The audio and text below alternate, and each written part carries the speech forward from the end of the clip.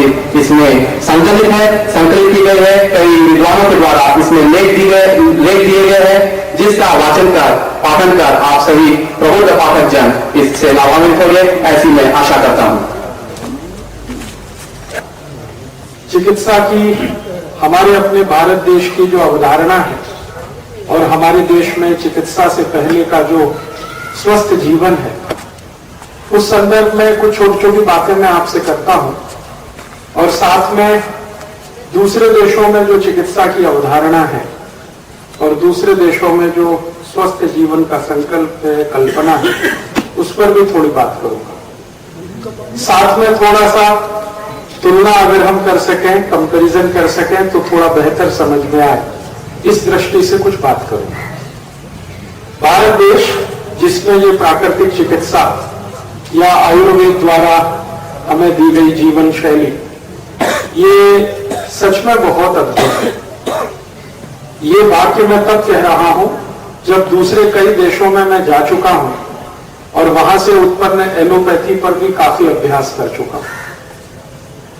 पिछले 10-12 वर्षों के मेरे अपने सार्वजनिक जीवन में मैंने यूरोप के कई देशों का प्रवास किया और वहां मैंने ये देखा कि जो चिकित्सा पद्धति उनकी है वो शायद उनकी मजबूरी की देन है। उनकी कुछ मजबूरियां हैं, उनकी कुछ सीमाएं हैं। वो सीमा और मजबूरी शायद उनको यही दे सकती थी, इससे ज्यादा कुछ संभव नहीं। तो वैसा कुछ उनके यहां है। भारत की जो चिकित्सा पद्धति है और जो जीवन शैली है, ये किसी मजबूरी की देन नहीं है। ये हमने स्वयं से काफी कुछ सीखकर, परंपरा से, सातत्य से बहुत कुछ सीखकर, बहुत सोच विचार कर, उसके सभी पक्ष समझ कर तय की है। यूरोप में ऐसा नहीं हो सका और उसका कारण क्या है? 2-3 छोटी बातें हैं जो तुरंत ध्यान में आती है। जैसे ही हम भारत से यूरोप जाते हैं तो सबसे पहले ध्यान में आता है कि हमारा जो मौसम है, हमारी जो जलवायु है, वो हमसे बहुत भिन्न है। यूरोप के किसी भी देश में आप चले जाइए, साल में 8 महीने सूर्य नहीं निकलता। साल में 8 महीने सूर्य नहीं निकलता। जरा कल्पना करिए कि कितनी गंभीर बात है। हमारे भारत देश में साल में कुछ 10-12 दिन ऐसे होते हैं जब सूर्य का प्रकाश नहीं मिलता, ठंड ज्यादा बढ़ जाती है, तो दिल्ली और दिल्ली के आसपास की जिंदगी रुक जाती है। आप कई बार अखबार पढ़ते होंगे तो आपको ये सुनने में मिलता होगा कि आज सभी फ्लाइट कैंसिल हो गई क्योंकि धुंध बहुत है, धुआं बहुत है, कोहरा बहुत है, तो दिल्ली के हवाई अड्डे से कोई हवाई जहाज उड़ नहीं सकता और दिल्ली के हवाई अड्डे पर कोई जहाज उतर भी नहीं सकता। फिर कभी खबर आती है कि गाड़ियां 12 घंटे लेट चल रही हैं, 15 घंटे लेट चल रही हैं, क्योंकि दिल्ली से आने वाली सभी गाड़ियों के सामने इतना धुंध और कोहरा है कि 1 मीटर दूर का उनको दिखाई नहीं दे रहा है।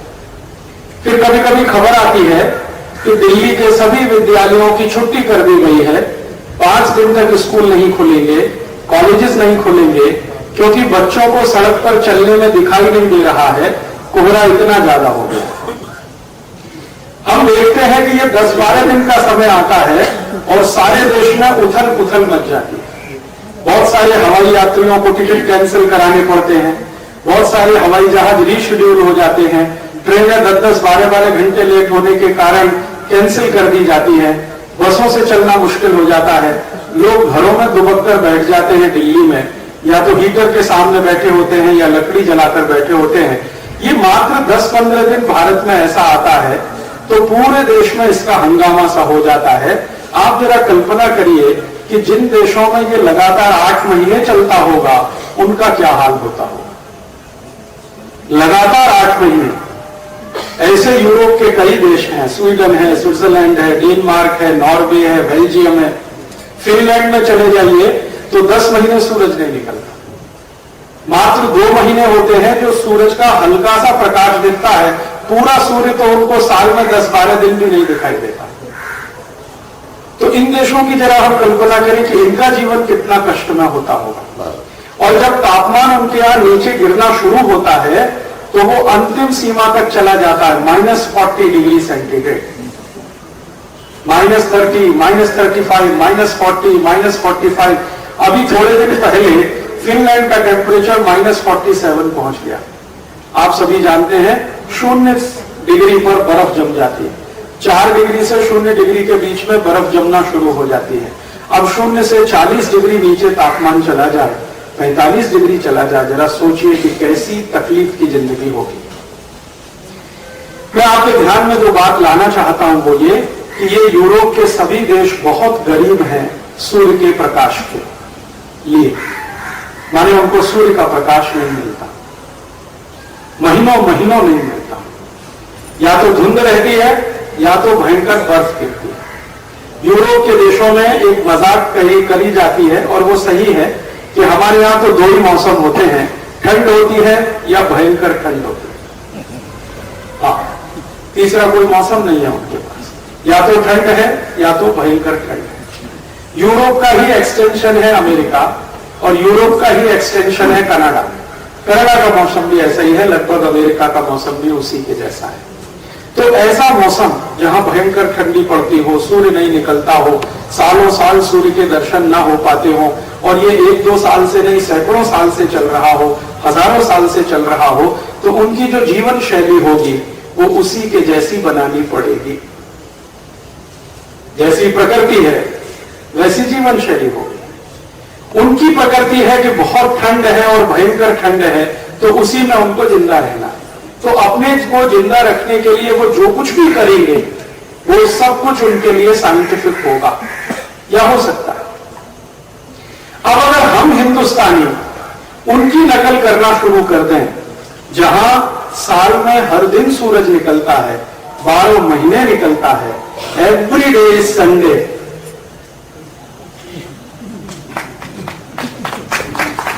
सोचिए ना, every day is Sunday. Sunday का मतलब छुट्टी का दिन नहीं, संडे का मतलब सूर्य का दिन। तो भारत में every day is Sunday, every morning is good morning.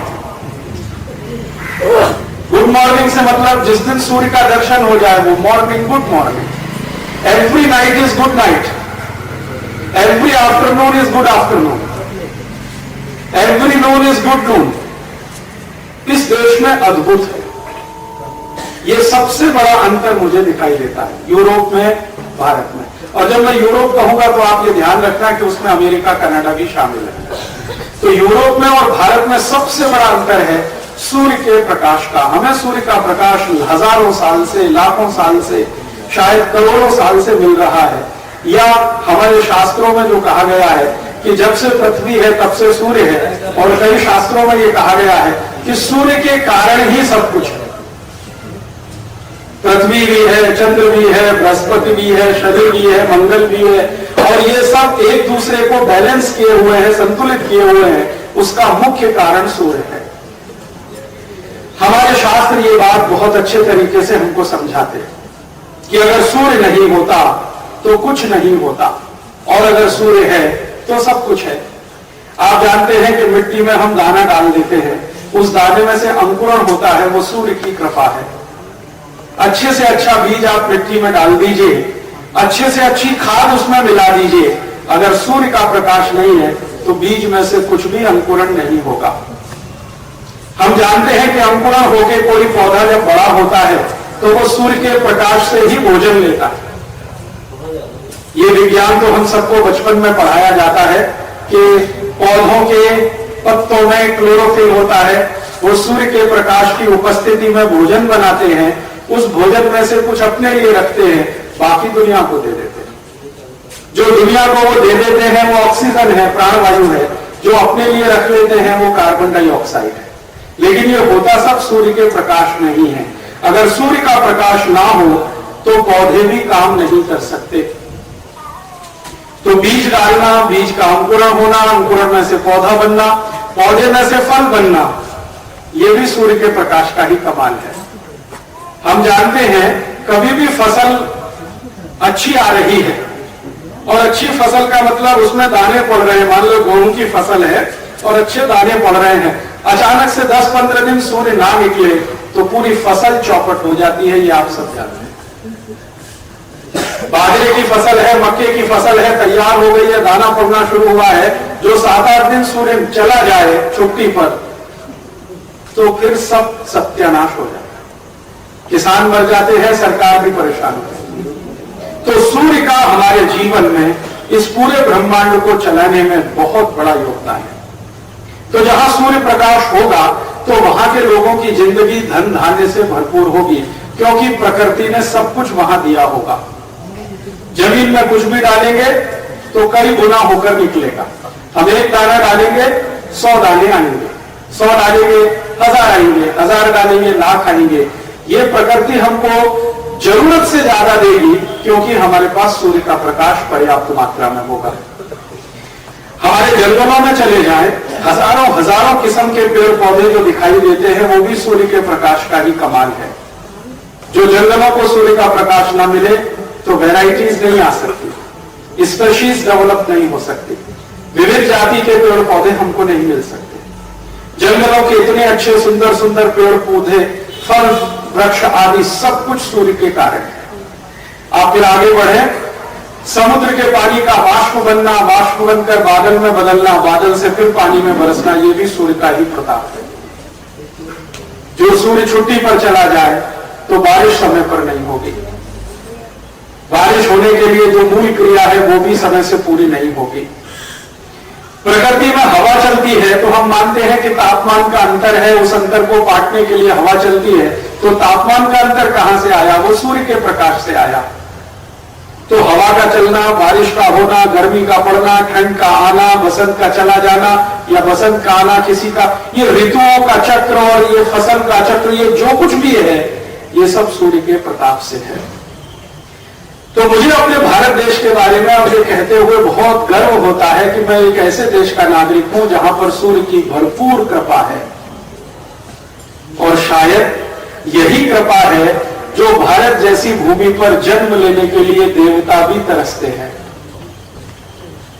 हमारे शास्त्रों में कहा गया है कि मनुष्य जन्म दुर्लभ है, लेकिन भारत भूमि पर और भी दुर्लभ है।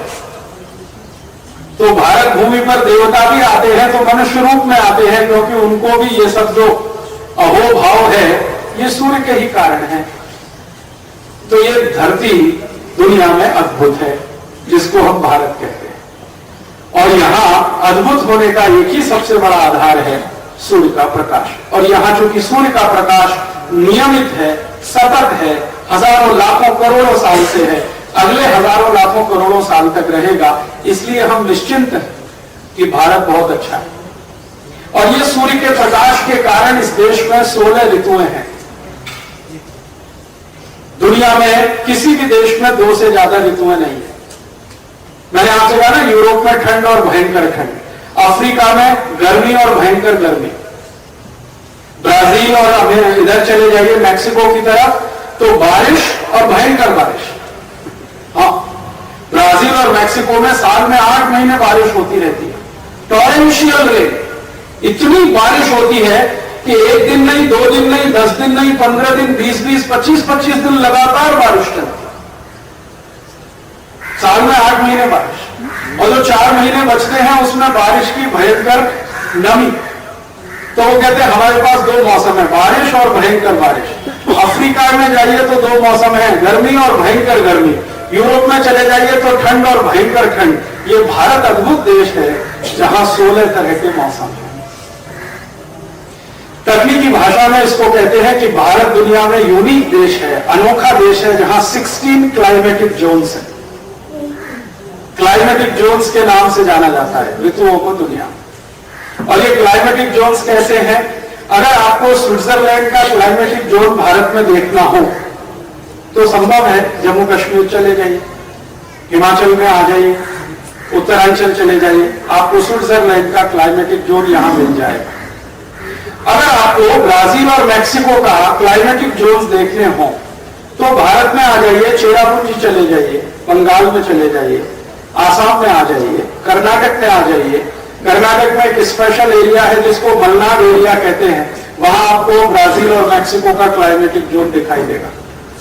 अगर इसको अफ्रीका देखना है किसी को भारत में, अफ्रीका जैसी गर्मी और भयंकर गर्मी देखनी है और अफ्रीका का मरुस्थल सहारा वाला क्लाइमेटिक जोन देखने हैं तो राजस्थान आ जाइए, जैसलमेर चले जाइए, बीकानेर चले जाइए, जोधपुर आ जाइए, बाड़मेर आ जाइए, आपको सहारा रेगिस्तान दिखाई दे जाएगा।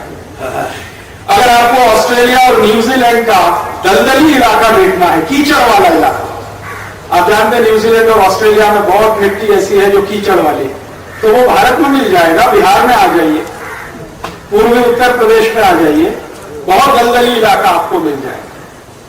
दुनिया की किसी भी देश का मौसम अगर देखना चाहें तो इस भारत में संभव है। इसलिए दुनिया के सारे जानकार पर्यटक भारत भागने के लिए परेशान रहते हैं। जब भी उनको छुट्टी मिलती है उनके काम से और थोड़ा पैसा हो जाता है तो वो घूमने के लिए सबसे पहले भारत में ही आते हैं। और आपको सुनकर आश्चर्य होगा कि अगर भारत में अकेला एक राज्य हमें ढूंढना हो कि एक ही राज्य में दुनिया की सब जलवायु देखनी है तो भी संभव है, और वो राजस्थान में है। एक अकेले राजस्थान में दुनिया के 16 क्लाइमेटिक जोन से एक साथ उपस्थित है। तो लोग ज्यादातर विदेशों से भागकर जब आते हैं ना भारत में तो सबसे पहले राजस्थान जाते हैं। ये राजस्थान जाने के पीछे बहुत बड़ा कारण है। राजस्थान जाने के पीछे ये बड़ा कारण नहीं है कि वहां किले बहुत हैं। राजस्थान जाने के पीछे कारण है कि एक साथ एक ही राज्य में 16 क्लाइमेटिक जोन्स उन्हें मिल जाते हैं जो पूरी दुनिया का भ्रमण करने पे भी नहीं मिलेंगे उनको। इसलिए वो सब राजस्थान आते हैं और राजस्थान में से समय बच जाए तो दूसरे राज्यों में चले जाते हैं। और कभी आपने देखा है हमारे देश के लोग थोड़े नाराज होते हैं विदेशियों पर, ये जो भारत में आते हैं तो वो सब कपड़े उतारे नंगे धड़ंगे पड़े रहते हैं। वो उनकी मजबूरी है बेचारे, कपड़े उतारकर नंग धड़ंग ना पड़े रहे तो वो मर जाएंगे। क्यों? सूर्य की धूप चाहिए जो उनको महीनों महीनों नसीब नहीं होती उनके देश में। इंग्लैंड में नहीं, फ्रांस में नहीं, जर्मनी में नहीं, स्वीडन में नहीं, स्विट्जरलैंड में नहीं, नॉर्वे में नहीं, डेनमार्क, कोई देश में नहीं। तो वहां से जब वो भागकर भारत आते हैं और सूर्य को देखते हैं तो पागलों की तरह से कपड़े उतारकर नंगे होकर कहीं कहीं पड़े रहते हैं क्योंकि उन्हें सूर्य का प्रकाश चाहिए। हम सब जानते हैं उसी से शरीर भी चलता है। जो सूर्य का प्रकाश ना हो तो शरीर का चलना भी बहुत मुश्किल होता है। तो इसलिए वो भारत आके नंगे घूमते रहते हैं क्योंकि हर समय उनको मुफ्त में सूर्य का प्रकाश मिलता है। और भारत सरकार ने आज तक सूर्य प्रकाश पर टैक्स नहीं लगाया, फोकट में दे रहे हैं उनको। जो इस पर हम टैक्स लगा दें तो इस देश का विदेशी कर्ज चुक जाएगा, इतनी इनकम हमें हो सकती है। मुफ्त में हमने किसी के लिए भी छूट दे रखी जो उनके यहां नसीब भी नहीं होता है। तो भारत एक ऐसा देश है। अब यहां पर 16 क्लाइमेटिक जोन्स हैं एक साथ, तो हमारी जो प्रकृति है, हमारी जो अपनी जीवन शैली है, हमारा जो रहन सहन है, खान पान है, वो उसी के हिसाब से बनेगा जैसा हमारा वातावरण और पर्यावरण है। यूरोप में दो ही तरह के मौसम है, मैंने आपसे कहा, या तो ठंड और भयंकर ठंड। तो उनकी जो जीवन शैली होगी, उनका जो रहन सहन होगा, उनका जो खान पान होगा, वो उसी हिसाब से बनेगा जैसा उनका वातावरण। और जो खान पान रहन सहन वातावरण से तय होगा तो चिकित्सा की पद्धतियां भी वातावरण से ही तय होंगी। अगर उनका वातावरण ठंड और भयंकर ठंड वाला है तो उनको ऐसी ही कोई चिकित्सा पद्धति चाहिए जो उस वातावरण में उनको मदद करे, सूट करे। और हमारे यहाँ चूंकि 16 क्लाइमेटिक जोन से 16 जलवायु क्षेत्र हैं, तो हमारी चिकित्सा पद्धति कुछ ऐसी होगी जो हमको सूट करे। तो सभी देशों की चिकित्सा पद्धतियां या जीवन शैलियां या खान पान के तरीके या रहन सहन के तरीके या आचरण के तरीके भिन्न होंगे क्योंकि उनका मौसम और जलवायु बिल्कुल भिन्न है। अब थोड़ा आगे बढ़ते हैं। जिन देशों में ठंड और भयंकर ठंड होगी वहां का क्या पैदा होगा जमीन में जिसको वो खा सके। मैं पहली बार जब जर्मनी गया तो फ्रैंकफर्ट शहर में एक प्रोफेसर के साथ मेरा संवाद हुआ। उन्होंने मुझे लेक्चर देने के लिए बुलाया था, तो मैं गया था। तो मैंने उनसे पूछना शुरू किया क्योंकि मैंने पहली बार जर्मनी देखा था। तो मैंने कहा आपके जर्मनी में क्या होता है? तो उनका क्या होता है पूछिए। तो मैंने पूछा गन्ना होता है? नहीं होता। केला होता है? नहीं होता। आम होता है? नहीं होता। संतरा होता है? नहीं होता। फिर ऐसे ऐसे मैं पूछता चला गया तो प्रोफेसर परेशान हो गया। उसने कहा आप ज्यादा मत पूछो, एक वाक्य में मैं बता देता हूं, दुनिया में जो भी मीठी चीज है वो जर्मनी में नहीं होती। कहानी खत्म। समझिए कितने गरीब लोग हैं, जरा इनकी गरीबी देखिए। जितनी भी मीठी चीज है दुनिया में वो कोई भी जर्मनी में नहीं होती। केला नहीं होता, संतरा नहीं होता, मौसम्बी नहीं होती, अंगूर नहीं होता, लीची नहीं होती, पपीता नहीं होता, आम नहीं होता, गन्ना नहीं होता, कुछ भी नहीं होता, मीठी कोई चीज नहीं होती। चलो मैंने कहा अच्छा इस चैप्टर को हम क्लोज करते, दूसरा शुरू करते। मैंने पूछा आपके यहाँ पालक होता? नहीं होता। मेथी होती है? नहीं होती। पत्ता गोभी होता है? नहीं होता। फिर बौखला गया। फिर उसने कहा राजीव भाई अभी आगे मत पूछो, जितने भी हरे पत्ते की चीजें हैं वो हमारे देश में नहीं होती। मैंने कहा भाई फिर होता क्या है तुम्हारे पास? तो उसने कहा दो ही चीजें होती हैं, एक तो आलू होता है और एक प्याज। बात तो हंसी की है लेकिन बहुत गहरी है। जिस देश में सिर्फ आलू और प्याज होगा वो देश कितना गरीब होगा, सोचिए। उनको ले दे के खाने के लिए दो ही चीजें हैं, या तो आलू खाओ या प्याज खाओ, या तो प्याज खाओ या तो आलू खाओ, आलू में प्याज मिला के खाओ या प्याज में आलू मिला के खाओ। और क्या विकल्प है उनके पास?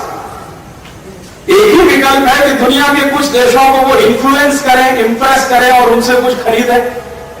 भारत उनको आम दे दे, अफ्रीका से पपीता मिल जाए, या कहीं से ब्राजील से गन्ना मिल जाए, या कहीं से कुछ ऐसी कुछ चीजें मिल जाए। यही तो संभव है।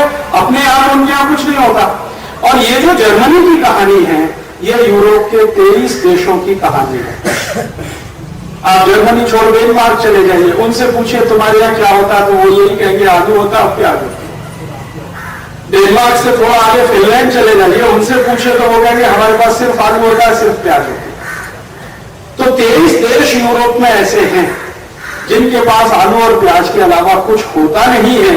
तो उनकी अगर कोई खान पान की शैली बनेगी तो आलू प्याज आधारित ही तो होगी। अगर हम उनकी डिशेज हैं, उनकी सूची बनाएंगे तो हर डिश में या तो आलू आएगा या तो प्याज आएगी, तीसरी कौन सी चीज आने वाली है? आलू प्याज के ही कॉम्बिनेशंस, परमोटेशंस हैं जो वो करते रहेंगे अपनी पूरी जिंदगी पर, हजारों साल, लाखों साल। तो उनके यहां चूंकि कुछ होगा नहीं जमीन में, तो फिर समस्या तो यही है कि खान पान में तो वही 2-3 चीजें होंगी। फिर जर्मनी वालों को पूछो कि यार ये ब्रेड कहां से ले आते हो? फिर तो आलू और प्याज ही होता है, गेहूं तो होता नहीं तुम्हारे यहाँ। तो कहते हैं आजकल कुछ एरिया में थोड़ा गेहूं होने लगा है, तो उस गेहूं से क्या बनाते हैं? ब्रेड बनाते हैं, पाव रोटी बनाते हैं, डबल रोटी बनाते हैं। तो रोटी क्यों नहीं बना लेते? ब्रेड बनाना, पाव रोटी बनाना उसी चीज से होता है जिससे हम रोटी बनाते हैं। गेहूं का आटा है, उसी से ब्रेड बनती है, उसी से डबल रोटी बनती है, उसी से बिस्किट बनता है और उसी से अपने घर में रोटी बनती है। रॉ मटेरियल तो एक ही है। तो मैंने उनसे पूछा तुम रोटी क्यों नहीं बना लेते? तो कहते आती ही नहीं है रोटी बनाने, कैसे बनती है? तो मैंने कहा गेहूं का आटा होता है, उसमें पानी मिलाओ। तो मैं जिस प्रोफेसर से बात करता था उसके घर में रहता था, एक दिन उसको गेहूं का आटा और पानी मिला के गूंद के रोटी बना के मैंने खिलाया। उस दूसरे दिन उसने ट्राई किया तो उसने आलू वो आटे में पानी इतना मिला दिया कि वो घोल बन गया। फिर 15 दिन वो ट्राई करता रहा, उससे नहीं हुआ। फिर उसने मुझसे एक प्रश्न पूछा जिसको सुनकर आप सब हंसेंगे, लेकिन इसमें हंसने से ज्यादा सोचने की बात है। उसने कहा यार तुम्हारे देश में ये रोटी बनाने की कितनी फैक्ट्रियां हैं? तो मैंने कहा हमारे देश में रोटी बनाने की फैक्ट्री नहीं है। तो फिर कैसे बनाते हो? तो मैंने कहा वो तो घर घर में बनती है। तो घर घर में कौन बनाता है? मैंने कहा हमारे देश की माताएं और बहनें जानती है। तो कहने लगा अच्छा बिना मशीन के? फिर वो आश्चर्य क्या करता था, मैं जब गया था तो मेरे साथ खाखरा ले गया था। खाखरा आप समझते हैं गुजराती डिश है। तो मैं जब भी विदेश जाता हूं तो खाखरा लेके जाता हूं क्योंकि मैं शाकाहारी हूं, उनके किसी होटल में खाता नहीं। और खाखरा एक ऐसी चीज है जो महीने भर आराम से चल सकती है, खराब होती नहीं। तो मैं खाखरा बना के ले गया, मैंने उसको खाखरा खिलाया। तो तुरंत उसने पूछा कि भारत में खाखरा बनाने की इंडस्ट्री कितने हजार करोड़ की है? मैंने कहा ये घर घर में चलती है। फिर उसने कहा इतना गोल खाखरा कैसे बनता है? मैंने कहा बिना मशीन से हाथ से बनता है। तो बोलता it is quite impossible, highly impossible, ये हो ही नहीं सकता। मैंने कहा आ जाओ एक दिन देख लो मेरे देश में आके। तो एक दिन वो अपने भरोसे को कंफर्म करने के लिए भारत आया। मैंने उसको कुछ गुजराती परिवारों में रहने के लिए 10-12 दिन रखा। वो देख के पागल हो गया। यहां से जब गया तो कहने लगा अगली बार मैं ईसा मसीह से प्रार्थना करूंगा मेरा जन्म भारत में हो। आपको सुनकर ताज्जुब होगा, यूरोप की कुल पॉपुलेशन 27 करोड़ है, उसमें 12 करोड़ महिलाएं हैं। किसी भी महिला को रोटी बनानी नहीं आती, कोई महिला वहां की रोटी बनाना नहीं जानती। और भारत में 110 करोड़ की जनसंख्या में लगभग 50 करोड़ माताएं हैं। एक भी मां ऐसी नहीं है इस देश में जिसको रोटी बनाना नहीं आता। इस सच्चाई के साथ कि हिंदुस्तान में रोटी बनाने के लिए कोई यूनिवर्सिटी नहीं चलती, कोई डिग्री कॉलेज नहीं चलता, कोई इंजीनियरिंग कॉलेज नहीं है, कोई कॉलेज नहीं है। माताओं से बेटियों को, बेटियों से फिर उनकी बेटियों को, बेटियों से फिर उनकी बेटियों को, परंपरा के साथ ये ज्ञान हजारों साल से चलता आया है। और रोटी भी इस देश में पता है 153 तरह की बनती है। गुजरात की रोटियां 13-14 तरह की रोटियां अकेले गुजरात में है। महाराष्ट्र की रोटी, पंजाब की, हरियाणा की, किसी भी राज्य में चले जाइए रोटी की अलग अलग तरीके, अलग अलग डिशेस और अलग अलग उनके टेस्ट, अलग अलग उनके स्वाद। ये कैसे संभव है अपने इस देश में और वहां क्यों नहीं संभव है? उसका कारण है वातावरण, प्रकृति और पर्यावरण। हमारे दुनिया के वैज्ञानिक भी मानते हैं कि फंक्शनल नॉलेज जिस समाज में ज्यादा होती है उन्हीं समाजों में ये सब संभव होता है। फंक्शनल नॉलेज, व्यवहारिक ज्ञान जिस समाज में ऊंचा होता है उसी समाज में गेहूं से आप 150 किस्म की रोटियां बना सकते हैं। और जहां फंक्शनल नॉलेज बहुत कम होती है उस समाज में आप गेहूं से ले दो के पाव रोटी बना के ही खा सकते हैं, इसके आगे आप नहीं बढ़ सकते। इस भारत देश में फंक्शनल नॉलेज बहुत है और शायद वो हमारे अपने दिमाग और शरीर का और प्रकृति का कोई मेल जोड़ है, उसके कारण होगा जो उनके यहां दिखाई नहीं देता है। मैं तो ये सुनकर ताज्जुब करता था, फिर मैंने जब देख लिया आंखों से कि यूरोप की कोई भी महिला और अमेरिका की किसी महिला को दूध से दही बनाना नहीं आता। वो दही के नाम पर योगर्ट खाते हैं। योगर्ट दही नहीं होता, दही अलग चीज है, योगर्ट अलग चीज है। तो उनके पास और कुछ नहीं है योगर्ट के अलावा। उनको ये समझाओ कि दूध में थोड़ा दही मिला दो गर्म करके तो दही बन जाता है, ये उनकी कल्पना के बाहर की चीज है। और इससे एक कदम आगे बढ़े, यूरोप के किसी परिवार को दही से मट्ठा बनाना नहीं आता। मट्ठे से मक्खन निकालना, मक्खन को गर्म करके घी बनाना कोई नहीं जानता। इसलिए वो क्या करते हैं, दूध में से सीधे घी निकालते हैं, जिसको वो बटर ऑयल कहते हैं। वो घी नहीं होता, बटर ऑयल होता है। तो दही नहीं होगा, मट्ठा नहीं होगा, सब्जियां नहीं होंगी और हमारे काम आने वाले जो मसाले हैं, जो वास्तव में औषधियां हैं, वो नहीं होंगी। क्योंकि ये जो मसाले हैं इतनी जात जात के, इतनी तरह तरह के, काली मिर्च है, दालचीनी है, बड़ी इलायची है, छोटी इलायची है, ये है, वो है, ये सब उन्हीं देशों में होंगे जहां सूर्य का प्रकाश होगा। जहां है ही नहीं सूर्य का प्रकाश, वहां ये सब नहीं होंगे। तो अब वहां नहीं होंगे तो खाएंगे नहीं, खाएंगे नहीं तो जीवन शैली में आएगा नहीं, और जीवन शैली में नहीं आएगा तो आने वाली पीढ़ियों में भी नहीं आएगा। आप जानते हैं एक खास तरह की जीवन शैली को हम बिताते हैं, उसी जीवन शैली में से आने वाली पीढ़ियों को ज्ञान और संस्कार मिलते चले जाते हैं। उनके यहां तो ये होगा नहीं तो खाएंगे पिएंगे नहीं इन सब चीजों को, उनकी जीवन शैली में ये आएगा नहीं, उनके रसोई में ये आएगा नहीं, तो उनकी रसोई और आपकी रसोई में जमीन आसमान का अंतर होगा। उनकी रसोई कैसी है, सप्ताह में एक दिन जाएं, कहीं से बड़ा पाव खरीद के लाएं, चाकू से काट काट के उसके छोटे पीस करें और आलू और प्याज के साथ खाएं। इसके अलावा और क्या? और आलू और प्याज से सब्जी बनाना भी ना आए तो बाजार से बनी बनाई डिब्बाबंद सब्जी लेके आए और उसको पाव रोटी और डबल रोटी से खाएं। तो सब्जी तो तभी लाएंगे जब मिलेगी तो सप्ताह में कोई 1 या 2 दिन, रोज मिलेगी नहीं क्योंकि इतनी होती नहीं, दालें होती नहीं। यूरोप में कहीं दाल नहीं होती, अमेरिका में कहीं दाल नहीं होती, तो दाल खाना और दाल की डिश बनाना उनकी कल्पना के बिल्कुल बाहर है। जो भारत दाल बेचना उनको बंद कर दे तो पागल होकर मर जाए।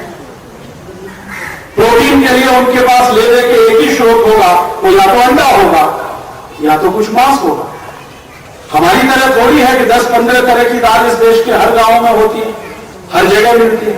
और यूरोप और अमेरिका की सबसे बड़ी जो बेचैनी है और उनकी जो सबसे बड़ी कम नसीबी है, गरीबी है, वो ये कि उनके यहां हर क्षेत्र में सब कुछ नहीं होता। कोई एक क्षेत्र में कुछ होगा, कोई दूसरे क्षेत्र में कुछ होगा। यूरोप में मुश्किल से 23 देशों में मात्र 4-5 देश हैं जहां थोड़ा गेहूं होता है, बाकी देशों में गेहूं भी नहीं होता। तो बेचारे वो क्या करते हैं, गेहूं एक कुनी देशों में, थोड़े से देशों में गेहूं होता है, फिर उस गेहूं को ट्रांसपोर्ट करके दूसरे देशों में भेजते हैं, फिर उनसे आटा बनाते हैं, आटे से पाव रोटी, डबल रोटी बनती है, बड़े बड़े ट्रकों में भरकर फिर उन देशों में वापस जाती है। तो ट्रकों का आना जाना 80% तो वहां पाव रोटी के लिए होता है। यूरोप की किसी भी बड़ी सड़क पर आप खड़े हो जाइए और गुजरते हुए ट्रकों को गिनना शुरू कर दीजिए सवेरे से शाम तक, तो 80% ट्रक जो गुजर जाएंगे आपकी आंखों के सामने, उनमें पाव रोटी और डबल रोटी ही लदी हुई होगी। ट्रांसपोर्टेशन उनका जो मैक्सिमम है वो पाव रोटी और डबल रोटी का है, क्योंकि हर देश में गेहूं नहीं है, हर देश में गेहूं का आटा नहीं है। अमेरिका में भी यही हाल है। अमेरिका के कुछ इलाकों में गेहूं बहुत होता है, कुछ इलाकों में बिल्कुल नहीं होता। अमेरिका में गेहूं जहां होता है वहां से भर भर के लाते हैं, बड़े फ्लोर मिल्स में डालते हैं, फिर वहां से आटा भर के ट्रकों में जाता है, डबल रोटी के कारखानों में पहुंचाया जाता है, फिर वहां से पाव रोटी डबल रोटी बनती है, डिपार्टमेंटल स्टोर्स में लाई जाती है, फिर डिपार्टमेंटल स्टोर में जा जाकर लोग खरीद कर लाते हैं। और सामान्य रूप से कोई डबल रोटी और पाव रोटी 3 महीने के पहले उनको मिलती नहीं खाने के लिए, 3-3 महीने पुरानी होती है। अब 3 महीने पुरानी डबल रोटी पाव रोटी को बचा के रखना है तो उसके लिए उन्हें कोई तो सिस्टम चाहिए। इसलिए एयर कंडीशनिंग सिस्टम हर जगह हर स्थान पर उनके लिए मजबूरी है।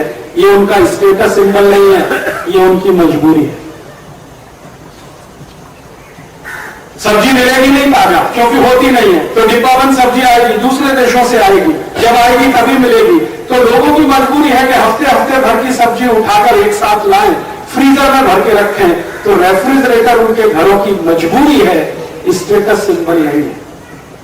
और शायद एक फ्रिज में काम ना चले तो दो में काम ना चले तो 3, क्योंकि हफ्ते भर का सब कुछ इकट्ठा करके रखना। वहां की जिंदगी वीकली है, हमारी डेली है, उनकी वीकली है।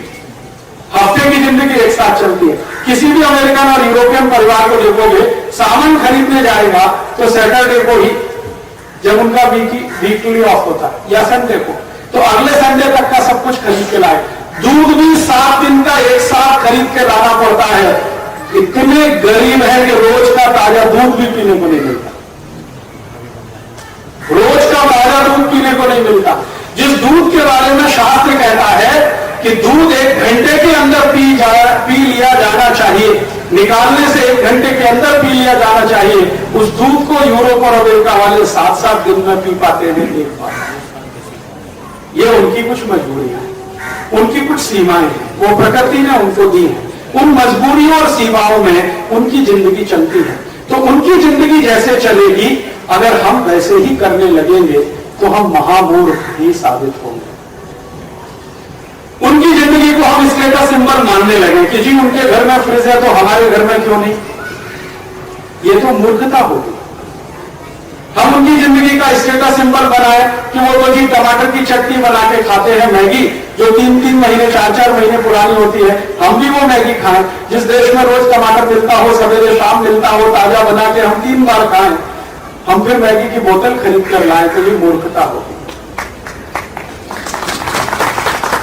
हम जिस देश में सैकड़ों किस्म की रोटियां बना सकते हैं, उस देश के घरों में पाव रोटी और डबल रोटी आने लगे तो ये महामूर्खता होगी। हमें जरूरत नहीं है। हम योगर्ट खाने लगे और आइसक्रीम खाने लगे, वो तो बेचारे गरीब लोग हैं कि उनके पास आइसक्रीम और योगर्ट के अलावा कोई स्वीट डिश है ही नहीं। ले देके तीसरी एक है वो केक। यहां तो हिंदुस्तान में चले जाइए, 64 तरह की मिठाइयां हर शहर में बनती। ये मुझे एक दिन पता चला जब मथुरा वृंदावन गया तो भगवान कृष्ण को भोग लगाया जा रहा है, 64 मिठाइयां हैं। मैंने लिस्ट बनाना शुरू किया, उनका दिमाग घूम गया मेरा। अकेले बेसन से मैंने देखा 23 मिठाइयां बनी हुई रखी है, खाली बेसन। गाजर का एक मैंने उनसे पूछा था, उन्होंने कहा पंडित जी एक थे, उन्होंने कहा गाजर की 73 मिठाइयां बनती हैं यहां मथुरा में।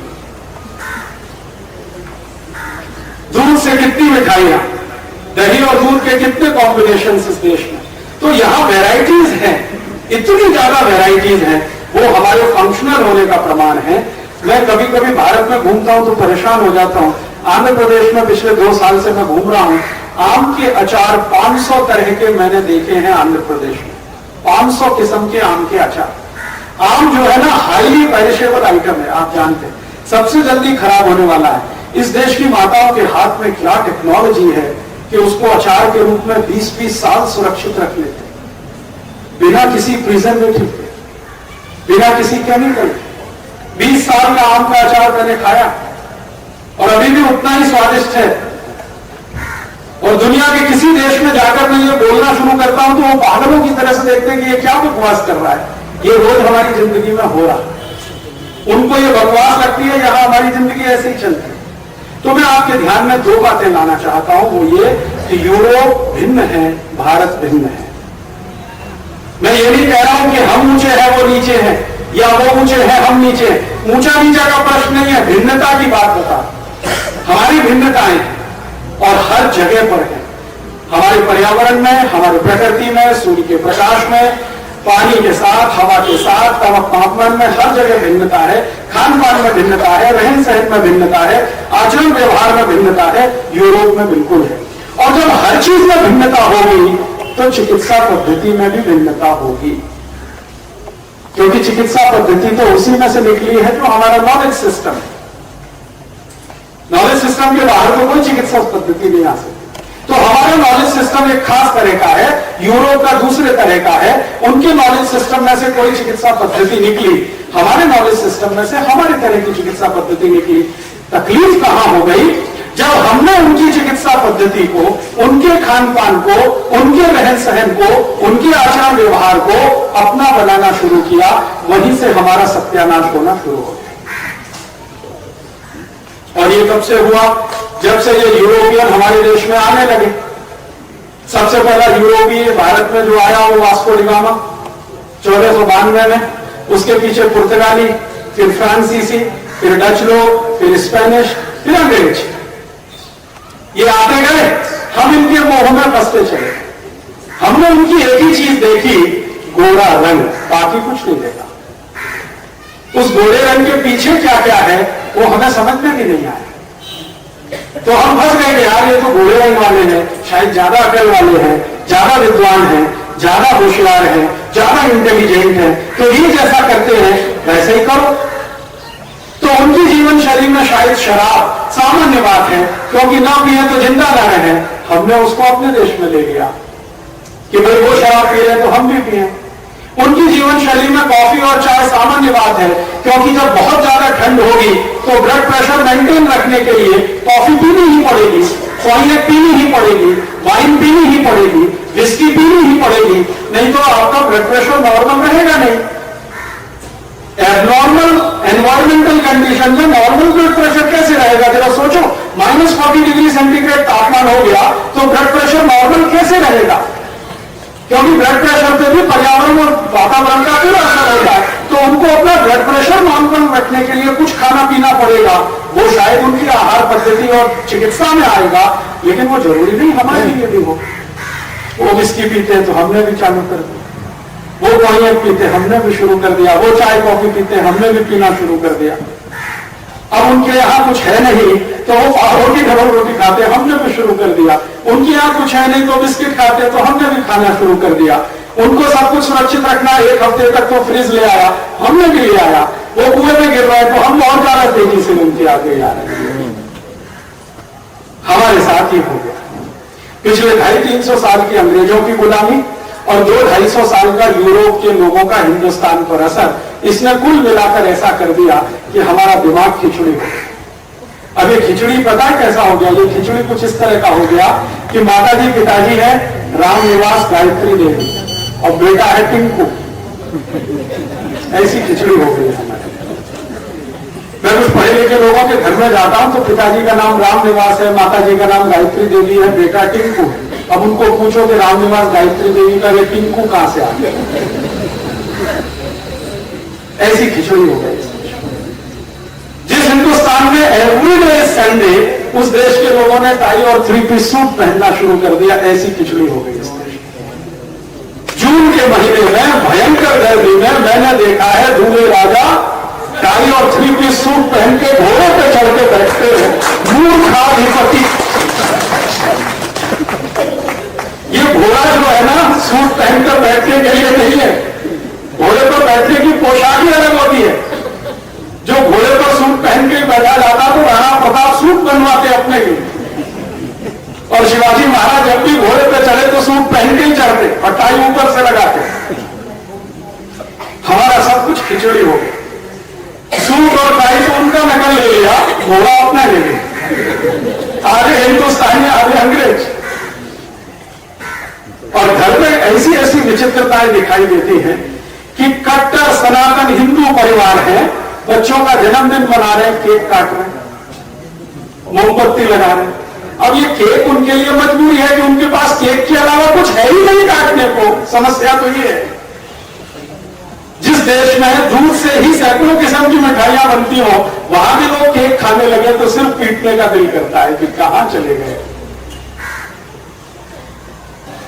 हमारा खिचड़ी हो, सब कुछ खिचड़ी हो गई, ना दाल रही ना चावल रही, खिचड़ी हो गई। यूरोप का कुछ, भारत का कुछ मिला के खिचड़ी हो गई। अब इस खिचड़ी में ही सब कुछ खिचड़ी होता जा रहा है। रहन सहन खिचड़ी हुआ, खान पान खिचड़ी हुआ।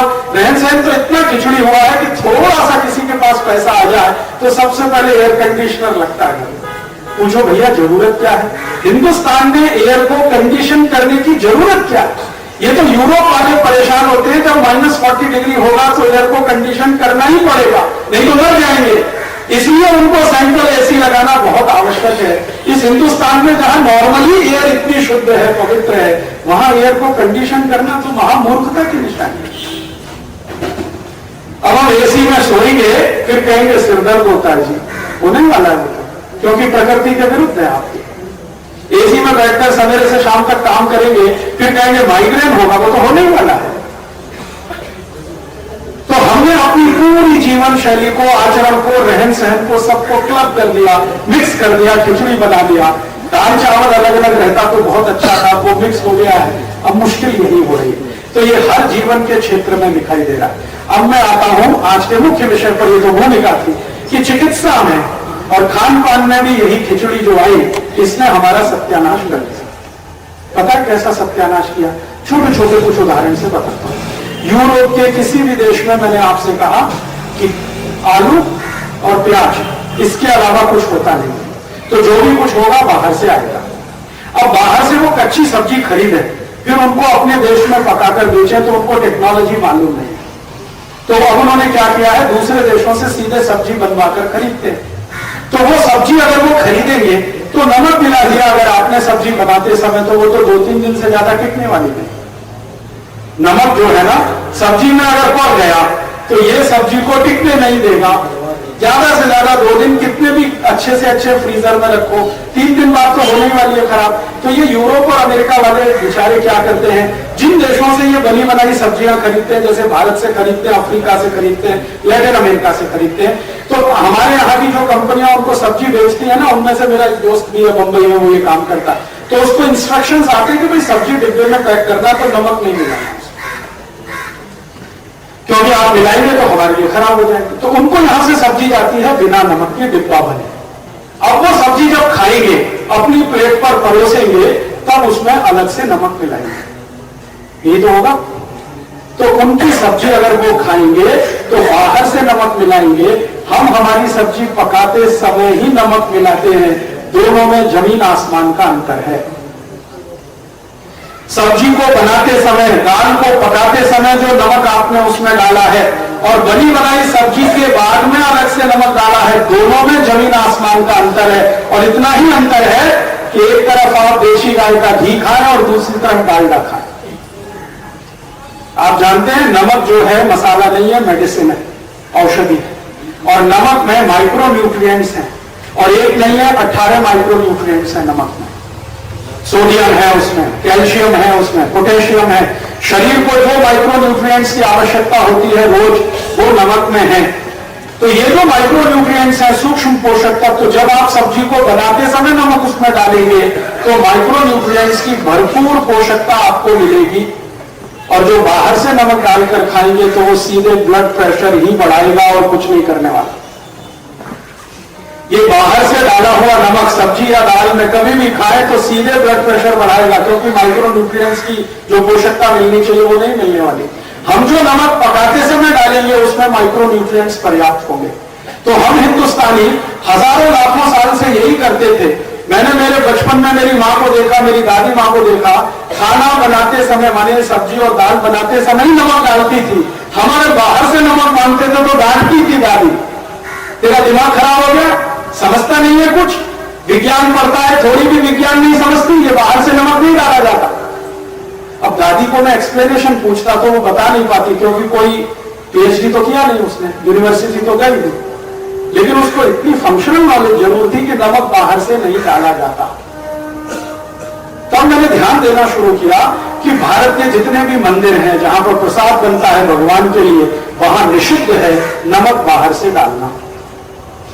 मैं एक बार पुरी के मंदिर में गया, पुरी सामने मुझे प्रसाद चढ़ाना था। आप जानते हैं पुरी के मंदिर में दाल और चावल का प्रसाद चढ़ता है। दाल बनाते हैं हांडी में, चावल बनाते हैं हांडी में, दोनों को साथ ले जाके भगवान को प्रसाद देते हैं।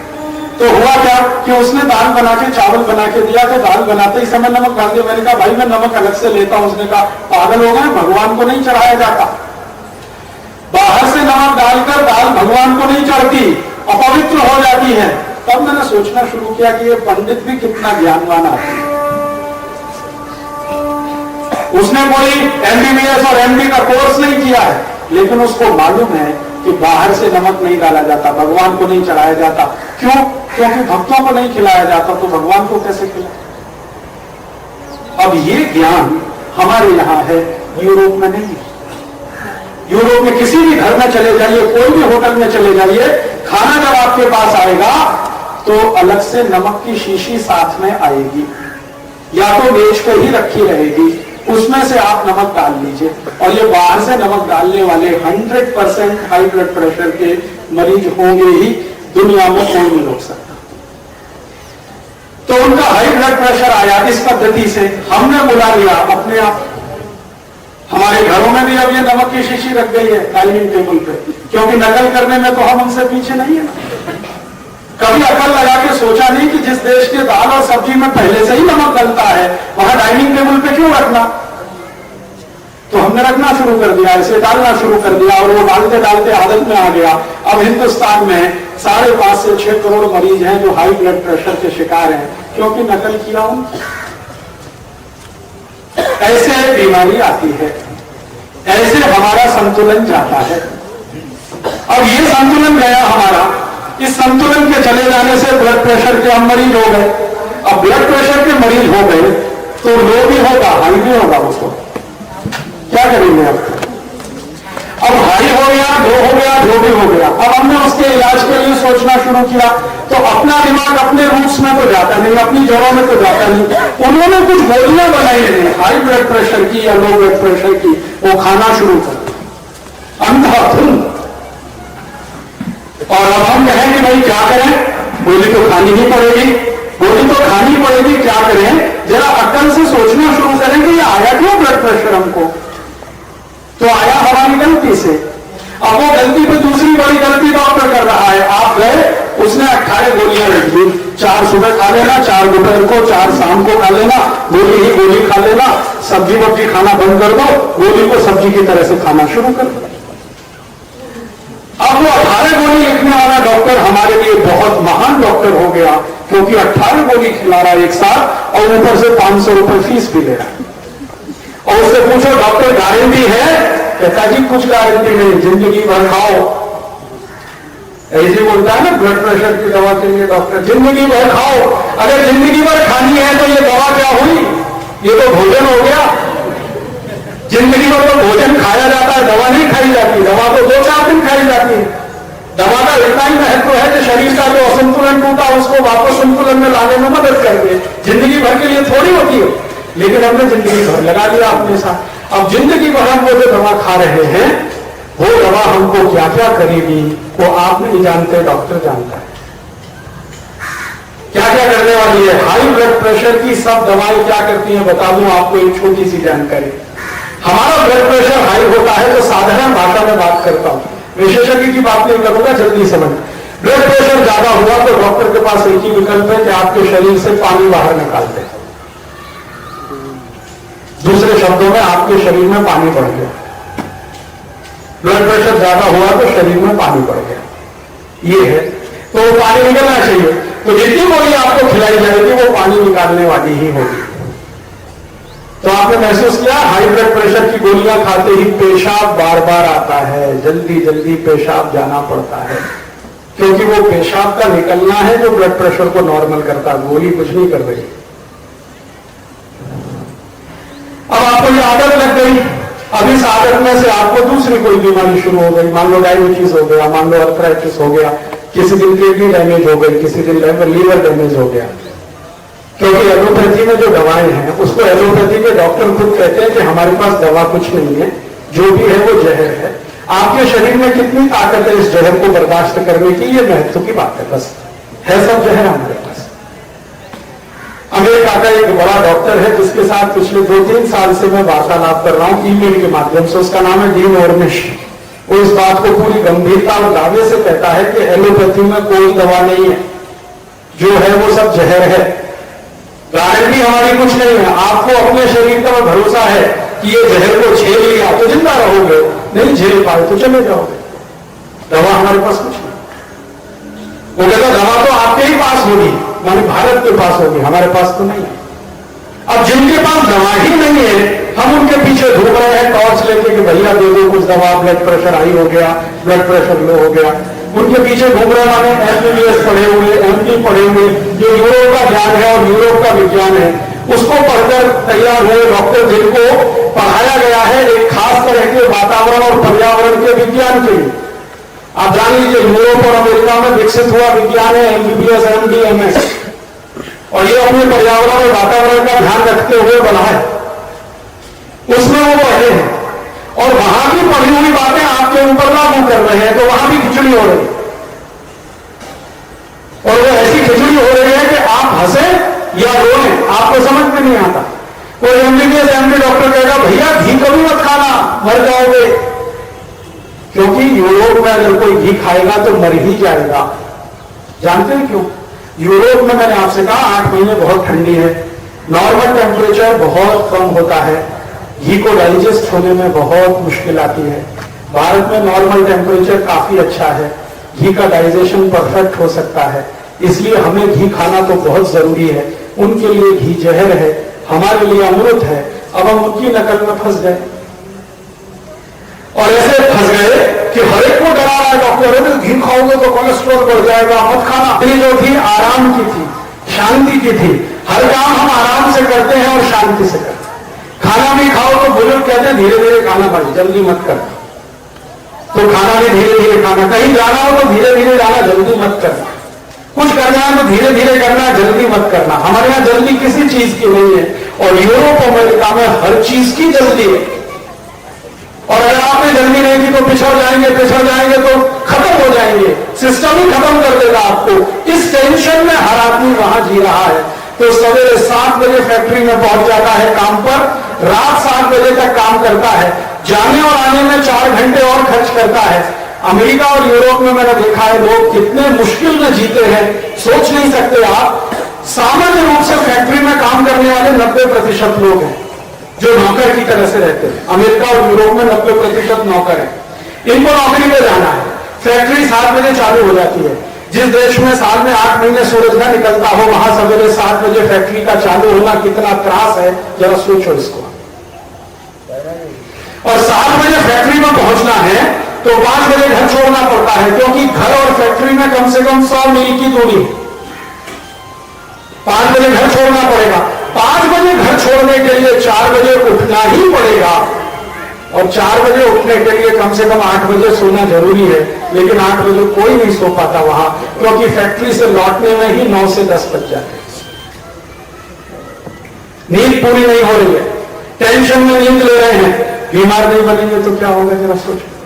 हमारे यहाँ कहा गया है अच्छा भोजन और अच्छी नींद बहुत आवश्यक है शरीर को स्वस्थ रखने के लिए। ना तो अच्छा भोजन मिल रहा है, ना अच्छी नींद मिल रही है, और टेंशन कितना जबरदस्त है। मैंने वहां की माताओं को देखा है, पुरुष और महिला पति पत्नी हो या लिविंग रिलेशनशिप में हो, जैसे भी हो, दोनों को नौकरी करनी पड़ती।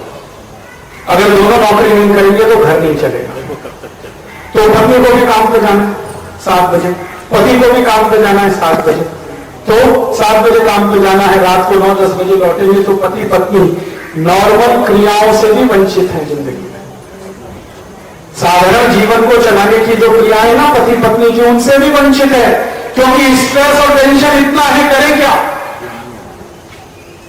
तो पति पत्नी अपने जीवन की साधारण क्रियाओं के लिए भी एक हफ्ते 15-15 दिन इंतजार करते हैं, कोई दिन छुट्टी मिले, भरपूर नींद लें, उसके बाद कुछ करें।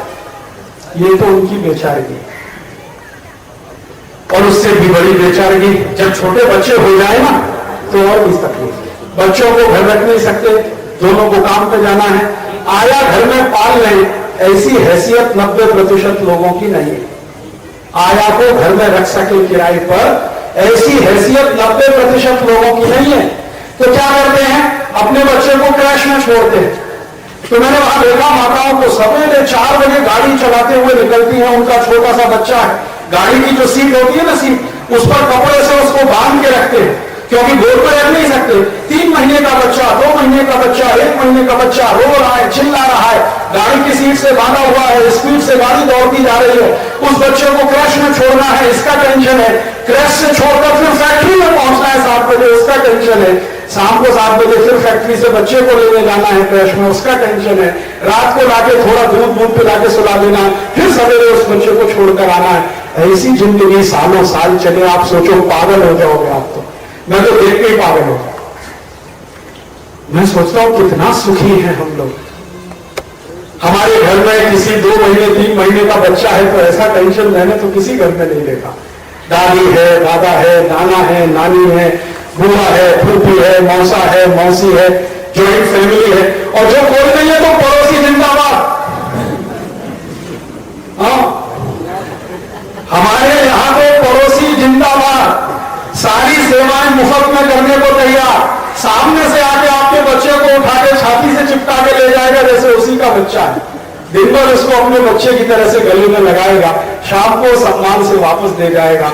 वो कहेगा जी मुझे बहुत मजा आया आपके बच्चे के साथ खेलने में, पैसा कोई नहीं मांगेगा आपसे। अमेरिका में इतनी सर्विस अगर दे दी तो $500 मांग लेगी वो महिला, के दे दो $500 अब मुझे।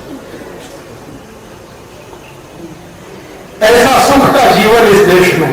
अमेरिका और यूरोप में कहीं भी चले जाइए, धोबी को कपड़े देने हैं धुलने के लिए तो घर कोई नहीं आता, आपको जाना पड़ेगा। प्रेस करवानी है, घर कोई नहीं आएगा, आपको देके आना पड़ेगा।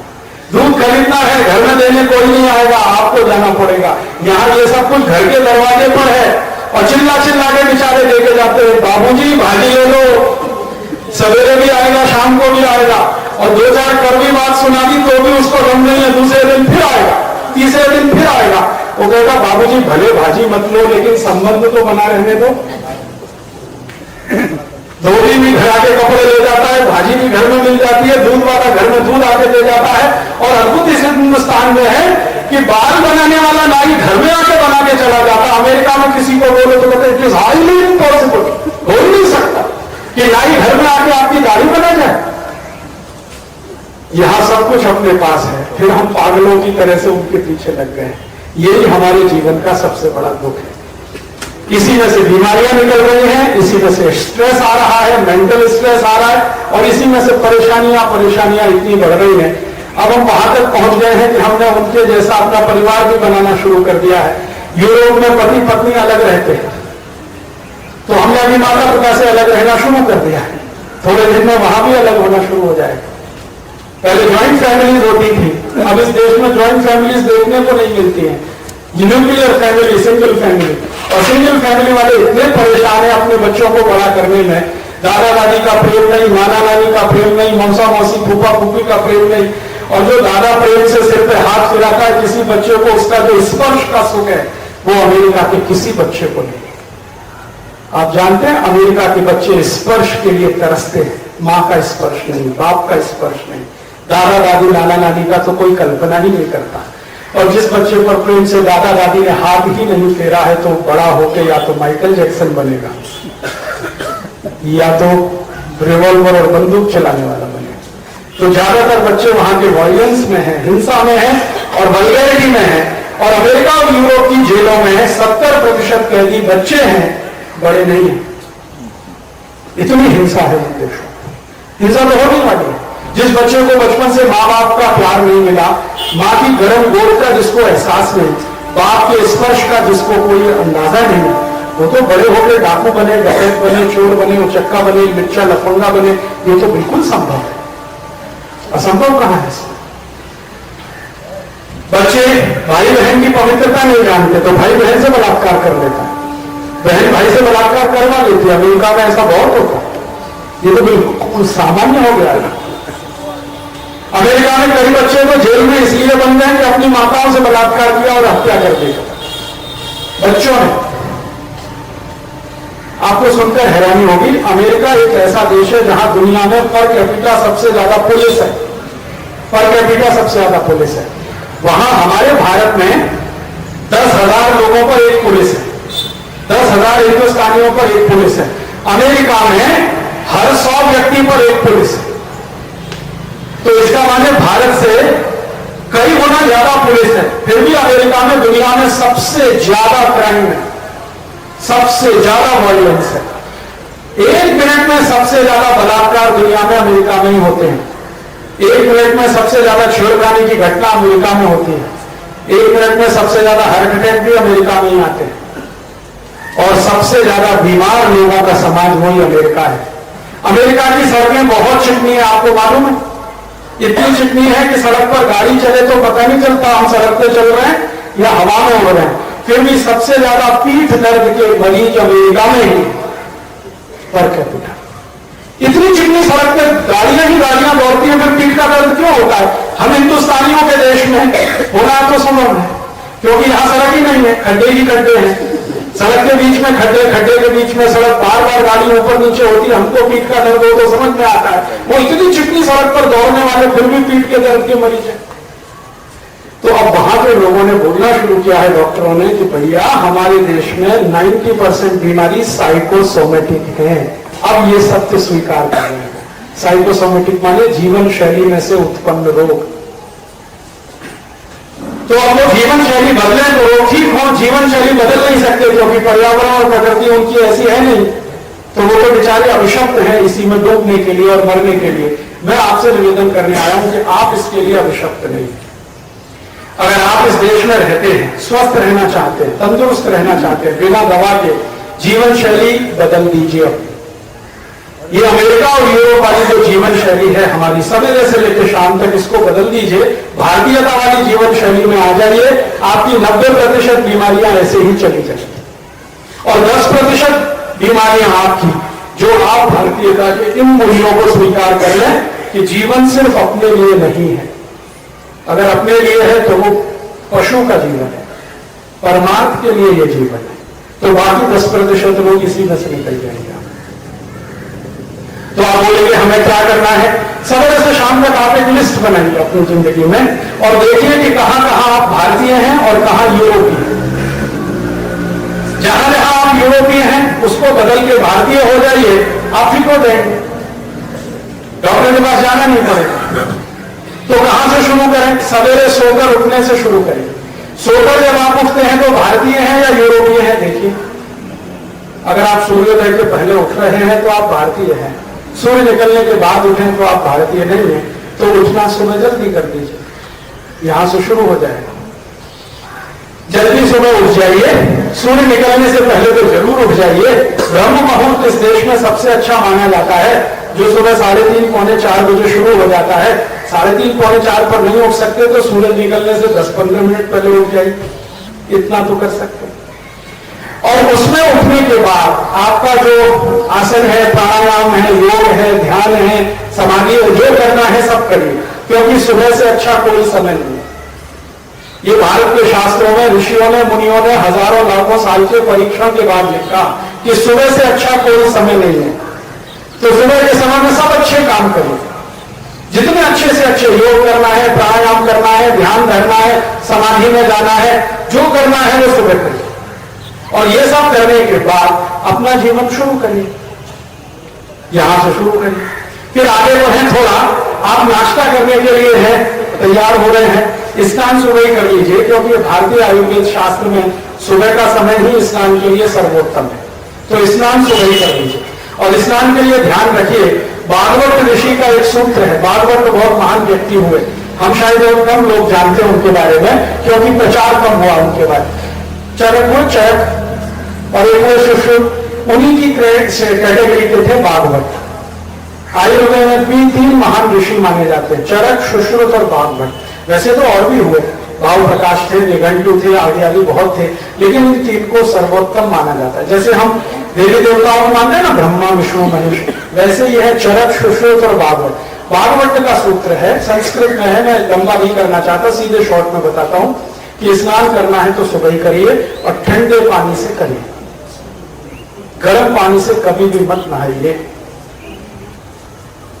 और चरक ने भागवत ने ये कहा है कि ठंडे पानी से स्नान इसलिए करना है कि हमारी जो प्रकृति है और पर्यावरण वातावरण है वो गर्म पानी के अनुकूल नहीं है नहाने में।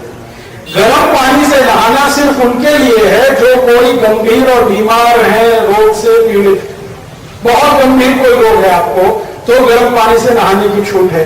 अन्यथा अगर आप स्वस्थ हैं और जिंदगी भर स्वस्थ रहना चाहते हैं तो ठंडे पानी से ही नहाइए। और जैसे आप ठंडे पानी से नहाएंगे तो शरीर खुद उसको बैलेंस कर लेता है। शरीर में जैसे ही ठंडक आएगी ना, उसको गर्म करने के लिए शरीर में हाइपोथैलेमस अपने आप सक्रिय हो जाता है और उसकी क्रिया अपने आप आपको थोड़ी देर में नॉर्मल कर देगी, बैलेंस कर देगी। गंगा जी में नहाते हैं गर्म पानी से, अभी कुंभ चल रहा है ना इलाहाबाद में, सब ठंडे पानी में डुबकी लगाते हैं और सुना है कि वो सब बीमार हो जाते हैं। जो भी कुंभ नहाने जाते हैं सब बुखार लेके आते हैं। मैंने तो ये सुना है कि बुखार लेके गए और कुंभ नहा के लौटे तो ठीक हो गए।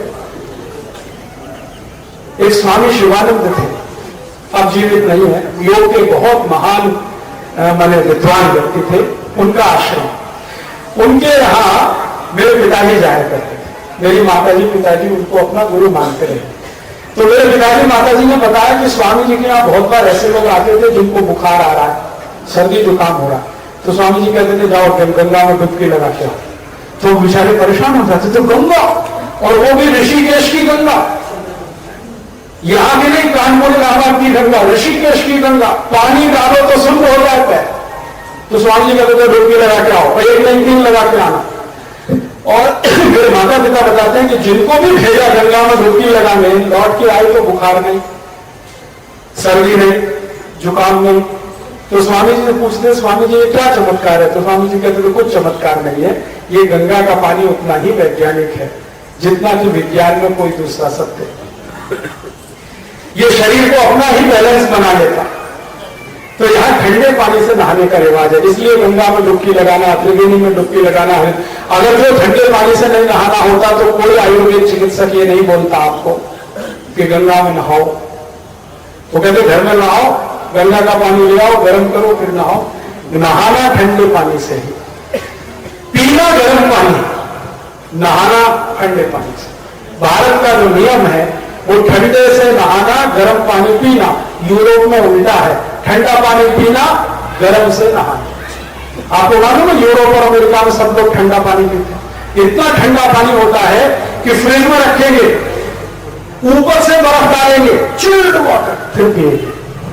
फिर मैंने उसका परिणाम भी देखा कि यूरोप में जितने लोग फ्रिज का चिल्ड वाटर पीते हैं, सवेरे संडास घर में जब जाएंगे तो 1-1 घंटे बाहर ही नहीं आएंगे, अंदर ही बैठे रहते हैं। पूछो भैया 1 घंटे क्या कर रहे थे टॉयलेट रूम में? तो कहते न्यूज़पेपर पढ़ रहे थे। क्यों पढ़ रहे थे न्यूज़पेपर? पेट साफ नहीं होता, संडास नहीं उतरते, खूब जोर लगाते हैं फिर भी नहीं उतरते। बेचारे कभी कभी गाना भी गाते हैं, मेरे सपनों की रानी कभी आएगी, फिर भी नहीं आती। और कुछ लोग तो इतने त्रस्त होते हैं कि कबूतर पे बैठने कहते एक बार आजा आजा आजा, वो एक बार भी नहीं आती। मैक्सिमम मैक्सिमम यूरोप और अमेरिका के लोगों को मैंने देखा, उनको कॉन्स्टिपेशन है, कब्जियत है, और इतनी कब्जियत है कि 2-2 दिन पेट साफ नहीं होता, 3-3 दिन नहीं होता। और उसका कारण है चिल्ड वाटर, एकदम ठंडा पानी पीते, बर्फ डाला फ्रिज में रखा हुआ। भारत में इसका उल्टा है, पानी पीने को हल्का गर्म और नहाने को ठंडा। तो सवेरे उठिए ब्रह्म मुहूर्त में, फिर उसके बाद पीजिए पानी, तो पानी हल्का गुनगुना करके पीजिए, और पानी नहाने के लिए तो ठंडा रखिए, पीने के लिए हमेशा गुनगुना रखिए। फिर आगे चले, नाश्ते की बात आती है तो अपने भारत देश में और यूरोप में थोड़ा अंतर है। मैंने आपसे फिर कहा कि वहां का पर्यावरण हमारे से बिल्कुल अलग है। यहाँ जो नाश्ता करना है वो बहुत ज्यादा होना चाहिए, हैवी, भारत में, क्योंकि यहाँ जो अग्नि है ना पेट की, जठराग्नि, इसका संबंध सूर्य के साथ। तो सूर्य जैसे ही सुबह उठता है अग्नि प्रदीप्त हो जाती है, तो उस समय आप जितना ज्यादा खाएंगे उतना ही आपके लिए अच्छा है। तो आपको एक सरल सूत्र में समझाता हूं याद रखने के लिए, कि सुबह का नाश्ता राजा की तरह से करिए, भरपेट करिए, जितना खा सकते हैं सुबह खा लीजिए, और दोपहर का खाना उससे कुछ कम करिए, और शाम का बिल्कुल कम करिए। सुबह का खाना राजा की तरह से खाइए, दोपहर का साधारण नागरिक की तरह से, रात का भिखारी की तरह से खाइए। रात को कम से कम, दोपहर को मीडियम, और सुबह सबसे ज्यादा। माने आपका ब्रेकफास्ट हैवीएस्ट, लंच मीडियम और डिनर लाइट। ये परंपरा है भारत की, क्योंकि प्रकृति और पर्यावरण, सूर्य से हमारा जघन का संबंध है। सूर्य जब तक है खाना अच्छा पचेगा, जब सूर्य नहीं है शाम को तो खाना कम खाइए या बिल्कुल मत खाइए, तो बहुत ही अच्छा है। थोड़ा और आगे चलें, खाना खाएं तो भारत की पद्धति और परंपरा से खाइए, जमीन पर बैठकर आसन की स्थिति में। जो सुख आसन है ये सबसे अच्छा आसन है। यूरोप वाले डाइनिंग टेबल पे खाते हैं क्योंकि मजबूरी है।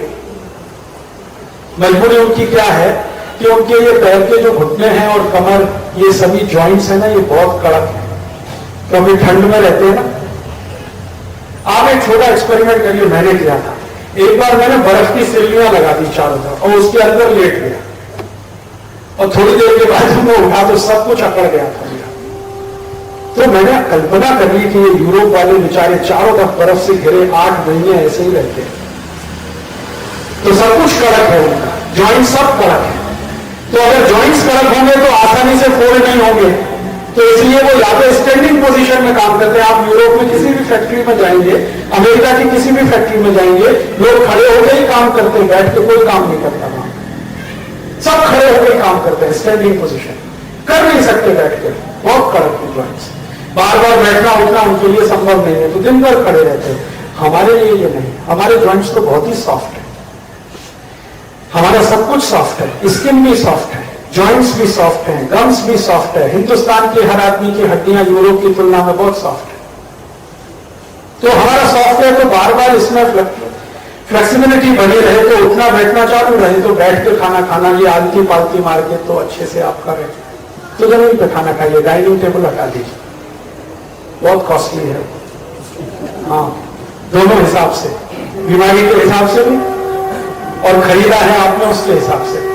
आप घर के जितने बड़े इलाके में डाइनिंग टेबल रखते हैं, ये इलाका कम से कम 20 स्क्वायर फीट तो होगा या 25 स्क्वायर फीट तो होगा। 1 स्क्वायर फीट जमीन कितने की है भिलाई में? 500। तो 25 स्क्वायर फीट, 25 में 500 का गुणा कर लो, 7,500 रुपए का खर्चा, माने इनकम आपने ब्लॉक की हुई है हर दिन की, घेर के रखा है उसको, काम नहीं आ रही है मुझे, क्या मूर्खता है।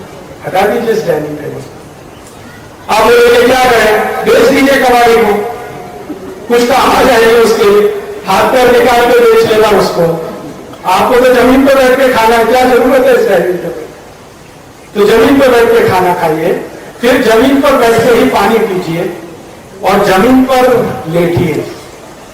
इस देश में ये 3 चीजों के बारे में बार बार कहा गया है, जमीन पे खाना है, जमीन पे ही पानी पीना है, जमीन पे ही सोना है, बेड पे सोना भी अच्छा नहीं। तो धीरे धीरे हम यूरोप से भारतीयता में आना शुरू कर रहे हैं, और आप देखेंगे आपकी बीमारियां चुपचाप शरीर से विदा होना शुरू हो जाएगी। और इसके लिए हमारे देश में सबसे अच्छा शास्त्र कोई है। जो मैं कुछ बोल रहा हूं ना, ये मेरी अपनी बात नहीं बोल रहा हूं, ये भागवत ऋषि की लिखी हुई बातें बोल रही हूं। बस इतना ही अंतर है कि उन्होंने सब कुछ संस्कृत में कहा, मैं आपको सीधे हिंदी करके बता रहा हूं। भागवत ऋषि ने 2 किताबें लिखी हैं, मौका मिले जरूर पढ़िए। आपकी जिंदगी में 2 पढ़ने लायक किताबें मैं बता रहा हूं। रामायण पढ़ सकते हैं, बहुत अच्छा नहीं पढ़ सकते तो ये भागवत की जरूर पढ़ लीजिए। रामायण पढ़े ना पढ़े कोई फर्क नहीं पड़ता, क्योंकि राम आपके हृदय में है।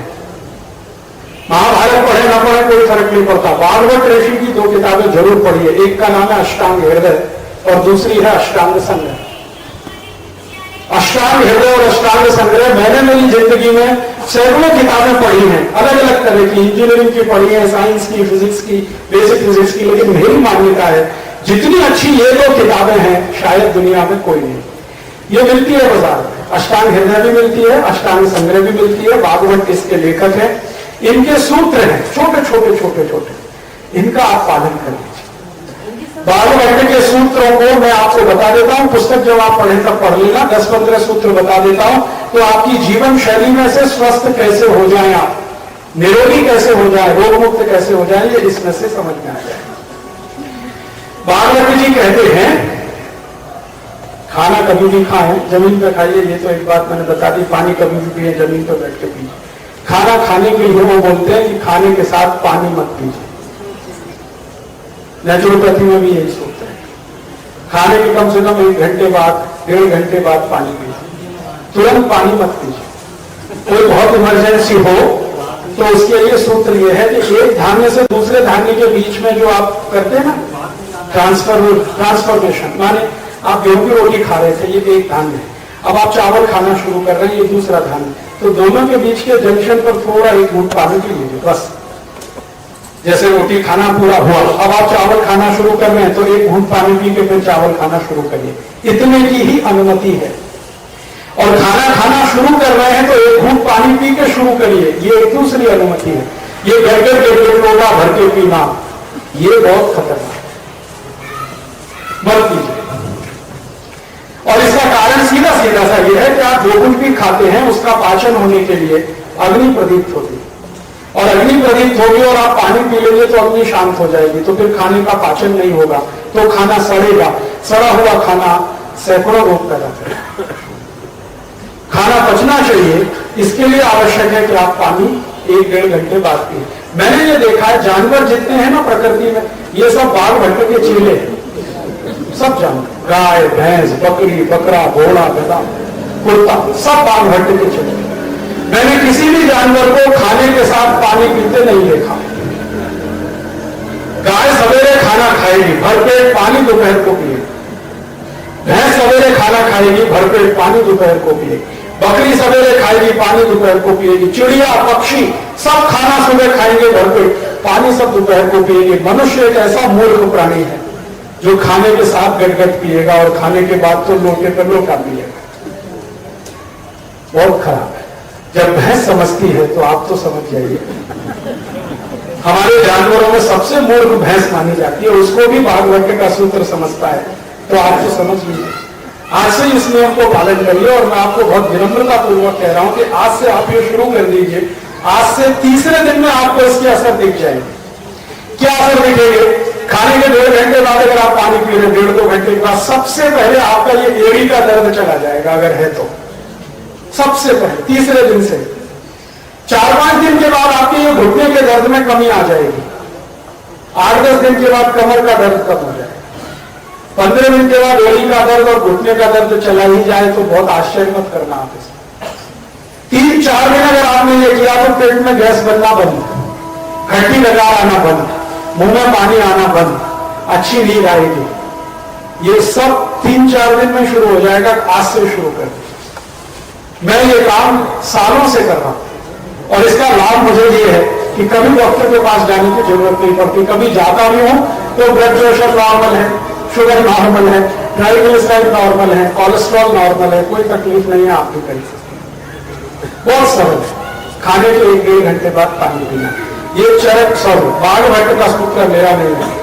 दूसरा सूत्र है वो नेचुरोपैथी में भी है, और भागवत में लिखा है उसको कि पानी कभी भी पीना हो तो घूंट घूंट भर के पीना, गट पानी नहीं पीना। एक साथ 1 लोटा पानी आपने उतार दिया, मत करिए ये काम। थोड़ा थोड़ा पानी पीजिए। चिड़िया कैसे पानी पीती है? एक एक ड्रॉप। कुत्ता कैसे पानी पीता है? चाट चाट के। सभी पक्षी और जानवर पानी थोड़ा थोड़ा करके ही पीते हैं, तो आप भी पानी थोड़ा थोड़ा पीजिए। जो लाभ है उसके, मुंह में लार बनती है ना, ये थोड़ा पानी पीने से ज्यादा अंदर जाएगा। और वैसे तो पानी पीने का सबसे अच्छा नियम है, थोड़ा पानी मुंह में भरिए, इसको घुमाइए, फिर पीछे उतारिए इसको। तो थोड़ा थोड़ा पानी पिए, सिप करके पानी पिए, तो लार पर्याप्त अंदर जाएगी, तो पाचन बहुत अच्छा होने वाला है। और इस लार के बारे में सभी विज्ञान वाले, माने आयुर्विज्ञान वाले मानते हैं कि वात पित्त कफ तीनों को संतुलन रखने में इसकी सबसे बड़ी भूमिका है। तो ये ज्यादा अंदर जाएगी, वात पित्त कफ संतुलन रहने वाला है, तो बीमार नहीं पड़ेगी, और जो बीमारी है तो ठीक होना शुरू हो जाए। सिर्फ सिप करके पानी। तीसरा नियम है, पानी कभी भी पीजिए तो ठंडा मत पीजिए, वो मैं पहले ही बता चुका। हल्का गर्म पानी पीजिए। आप बोलेंगे जी गर्मी है तो भी अच्छा है हल्का गर्म पिए, नहीं तो घड़े का पी सकते हैं, फ्रिज और बर्फ का तो बिल्कुल नहीं। चौथा नियम है, सुबह उठे तो पानी से शुरुआत करिए अपने दिन की। सुबह उठने पर पानी से दिन की शुरुआत करिए, चाय से नहीं, कॉफी से नहीं, बीड़ी से नहीं, सिगरेट से नहीं, तंबाकू से नहीं, पानी से शुरुआत करिए। उठते ही पानी पी लीजिए, पूषा पान कहा जाता है, कर सकें तो बहुत अच्छा है। 2-3 गिलास पानी पी लीजिए, सिप सिप करके पी लीजिए, तो बड़ी आंत एकदम साफ रहेगी आप। और जिनकी बड़ी आंत साफ रहती है, छोटी आंत अपने आप साफ रहेगी, तो शरीर एकदम स्वस्थ रहने वाला है। आगे का एक नियम है, वो मैंने पहले ही बता दिया, पानी हमेशा बैठ के पीजिए, खड़े होकर मत पीजिए। खाना खाइए तो बैठ के खाइए, खड़े होकर मत खाइए। खाना खाते समय चबा चबा के खाइए, जल्दी जल्दी मत खाइए। कम से कम उतनी बार चबाइए जितने आपके दांत हैं। तो आपको 32 दांत है तो 32 बार चबाइए, 30 है तो 30 बार चबाइए, 28 है तो 28 बार चबाइए। कोई अगर दांत ही नहीं है तो ऐसा खाना खाइए जिसको चबाना ना पड़े, जैसे खिचड़ी खाइए, हलवा खाइए, बासुंदी खाइए। बासुंदी माने रबड़ी, या तो दूध पीजिए, या तो दही खाइए, या तो मट्ठा, या तो कुछ ऐसी चीजें जिसको चबाना ना पड़े। बिना दांत वाले लोग ऐसा करें, दांत है तो चबाते खाइए। और 1-2 दिन आप गिरिए चबाते समय, 3-4 दिन के बाद आदत ही पड़ जाएगी, अपने आप दिमाग गिरेगा, आपको करने की जरूरत नहीं पड़ेगी। फिर उसके आगे का एक छोटा सा नियम है कि खाना खाते समय, यह नियम विशेष है, ये वास्तु से भी जुड़ा हुआ है, आयुर्वेद में भी। यह नियम है कि भोजन करते समय आपका मुंह अगर पूर्व की दिशा में है तो सबसे अच्छा, सूर्य की दिशा सबसे अच्छा, नहीं तो बाकी तो ठीक है, मजबूरी में तो कुछ भी होता है, अच्छा तो यही है। फिर आगे का एक छोटा सा नियम है कि दोपहर को खाना खाया तो 20 मिनट के लिए विश्रांति लीजिए, वामकुक्षी। वामकुक्षी माने ये जो लेफ्ट साइड है ना, इसमें लेट जाइए 20 मिनट, और उस 20 मिनट में नींद ले ले तो बहुत ही अच्छा। रात का नियम है कि खाना खाइए तो 2 घंटे तक मत सोइए, कम से कम 3 घंटे नहीं सो तो और भी अच्छा। दोपहर को खाते ही विश्रांति लेना है, रात को 2-3 घंटे तक सोना नहीं। फिर एक छोटा सा नियम है, अगर कर सकें सब लोग, कि खाने के तुरंत बाद थोड़ी देर अगर शाम को वज्रासन में बैठे तो बहुत अच्छा है। पहले 10 ही मिनट बैठे, लेकिन बहुत अच्छा है। दोपहर को भी बैठ सकते हैं। जो वामकुक्षी नहीं कर सकते उनको वज्रासन जरूर करना चाहिए दोपहर को। फिर आगे का एक नियम है कि आप जब भी विश्रांति लें तो सिर आपका हमेशा पूर्व में या दक्षिण में रखिए, आइदर ईस्ट और साउथ। नॉर्थ और वेस्ट में सिर करके कभी मत सोइए, नहीं तो नींद कभी भी अच्छी नहीं आएगी। इसका संबंध है पृथ्वी के गुरुत्वाकर्षण से। आपके ऊपर कम से कम बल लगे तो नींद अच्छी से अच्छी आती है। तो ईस्ट में ही यह संभव है और साउथ में यह संभव है, नॉर्थ में संभव नहीं है और वेस्ट में नहीं। अब मैं बचपन में याद करता हूं कि मैंने बहुत सारे घरों में देखा, किसी की मृत्यु हुई तो तुरंत उसका सिर उत्तर में करते हैं। जीवित रहने पर उत्तर नहीं चलता, मरने के बाद ही उत्तर में किया जाता है। इसलिए उत्तर में सिर करके कभी मत सोइए। मृत्यु की दिशा माने जल्दी मृत्यु आएगी। दीर्घ जीवन जीना है तो ईस्ट में और साउथ में। और एक बहुत अच्छा सूत्र है भागवत का, संस्कृत में है, सीधे हिंदी बताता हूं। भागवत जी कहते हैं कि ऐसे भोजन को कभी मत खाइए जिस पर सूर्य के प्रकाश का और पवन का स्पर्श ना हुआ हो। सूर्य का प्रकाश, पवन का स्पर्श जिस भोजन को नहीं हुआ वो कभी मत खाइए। वाल्मीकि ने ये बात हजारों साल पहले कही और आज की शताब्दी में ये बिल्कुल सटीक दिखाई देती है। सूर्य का प्रकाश और पवन का स्पर्श नहीं हुआ ऐसा एक ही भोजन होता है जो फ्रिज में रखा हुआ है कि नहीं? फ्रिज में सूर्य का प्रकाश नहीं जाता, फ्रिज में पवन भी नहीं घुस सकती। ये भोजन मत खाइए, खतरनाक है। ये वाल्मीकि ने हजारों साल पहले कहा था, फ्रिज नहीं था, लेकिन शायद उनको ये अंदाजा रहा होगा कि एक दिन ये दुनिया मूर्खता करेगी और ऐसा कुछ चीज बनाएगी मशीन जो लोगों को बीमार करेगा। इसलिए उन्होंने बोला है कि सूर्य प्रकाश और पवन स्पर्श जिसको नहीं हुआ ऐसा भोजन मत करिए, माने फ्रिज का खाना मत खाइए, ताजा ताजा बनाया हुआ खाना खाइए। फ्रिज मैंने बताया यूरोप के लिए मजबूरी है, हमारे लिए स्टेटस सिंबल नहीं हो सकता। हम ताजा खाना बना के रोज सुबह खाते हैं, फिर शाम को भी खाते हैं। और खाने का तो नियम यह है कि 1 घंटे के अंदर बना के खा लेना बहुत अच्छा है। खाना बनाया और 1 घंटे में खा लेना ही सबसे अच्छा है। ये फ्रिज में रख के शाम को खाना, फिर शाम का अगले दिन खाना, फिर सुबह का दूसरे शाम को खाना, ये महामूर्खता है। ये आप खुद बीमारी की तरफ जाना चाहते हैं। ऐसे ऐसे वाल्मीकि ऋषि के 2000 नियम मैंने आपको 10 बारे बताए। 2000 में बता सकता हूं लेकिन उसमें बहुत समय जाएगा, आपके पास भी नहीं है, मेरे पास भी नहीं। तो ये 10 बारे नियम मैंने बता के आपको कहा कि आप इसे शुरू करिए। अगर आपको मजा आए तो आगे 2000 नियम बताने आऊंगा, इसका मैं आपको विश्वास दिला। लेकिन उसके लिए आपको जैसे राम कथा होती है ना, ऐसे स्वास्थ्य कथा करानी पड़ेगी। हाँ, मैंने एक बार ये बोला है बहुत पहले स्वास्थ्य कथा में, उसमें 40 घंटे लगते हैं, तब 2000 सूत्र समझ में आते हैं। तो 40 घंटे कब होंगे? रोज 3 घंटे सुनो तो 11 दिन चाहिए, 12 दिन चाहिए, 13 दिन चाहिए।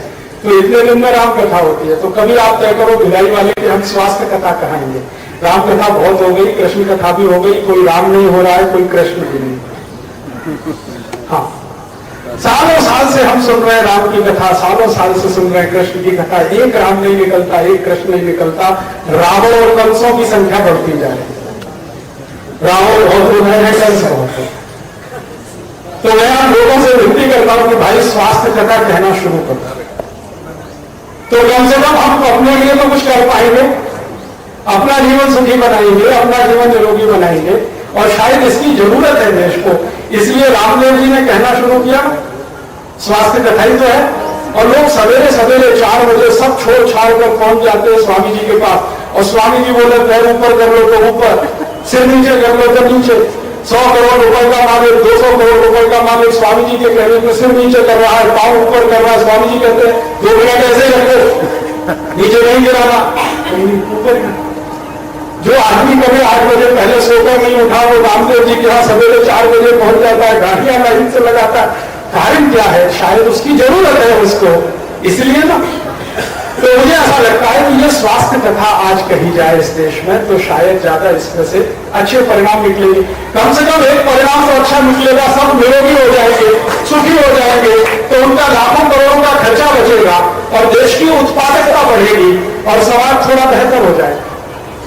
तो आपको ये विषय में अगर रुचि हो तो कभी दोबारा आप रख सकते हैं, लेकिन 8-10 दिन लगातार 4-4 घंटे मैं बात करूंगा। उसमें मैंने स्लाइड्स प्रोजेक्शंस बनाए हैं, एलसीडी प्रोजेक्टर से बड़े स्क्रीन पर मैं उसको दिखाता हूं।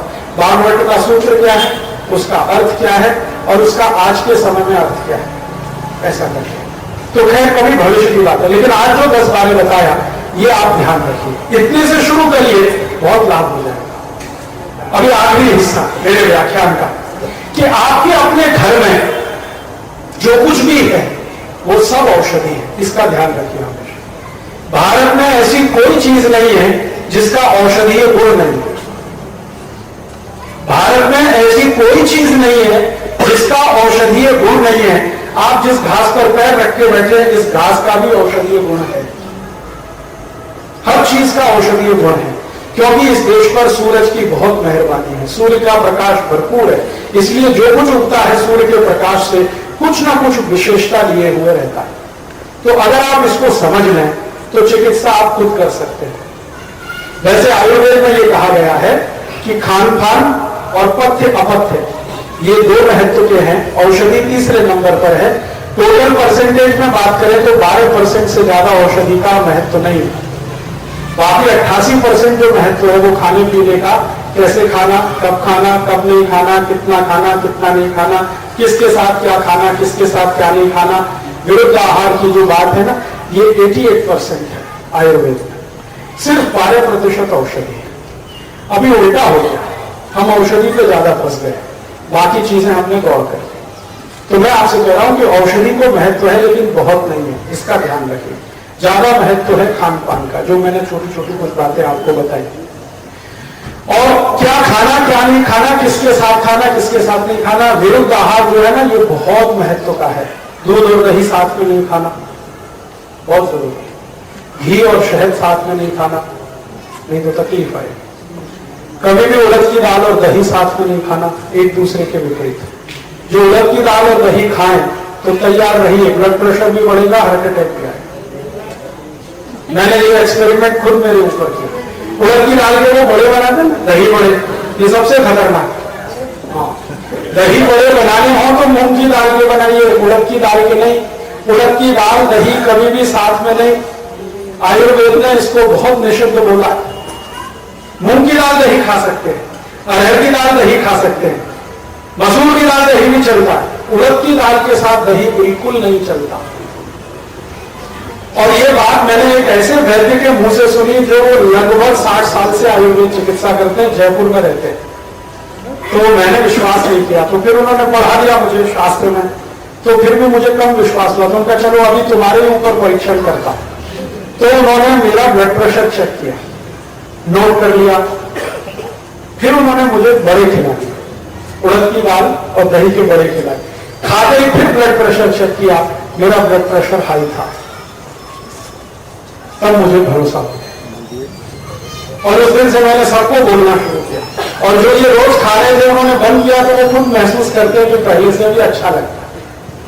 तो उड़द की दाल दही मत खाइए, शहद और घी साथ में मत खाइए, दूध और दही कभी साथ में मत खाइए। खीर बनाई है तो मट्ठा मत पीजिए, मट्ठा पिया तो खीर मत खाइए, दही खाया है तो कभी खीर मत खाइए, खीर खाइए तो ये तो सब आप समझते हैं। तो विरुद्ध आहार कभी भी साथ में मत करिए। इसी विरुद्ध आहार की आगे की एक श्रेणी है, माताओं बहनों को विशेष रूप से कह रहा हूं, मिक्स वेजिटेबल कभी मत खाइए।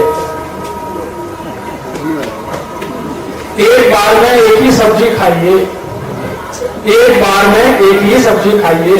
लौकी की सब्जी है तो लौकी की ही खाइए, उसमें आलू मत मिलाइए। ये हर चीज में आलू मिलाना ये यूरोप वालों की मजबूरी है, क्योंकि उनके पास आलू के अलावा कुछ नहीं है।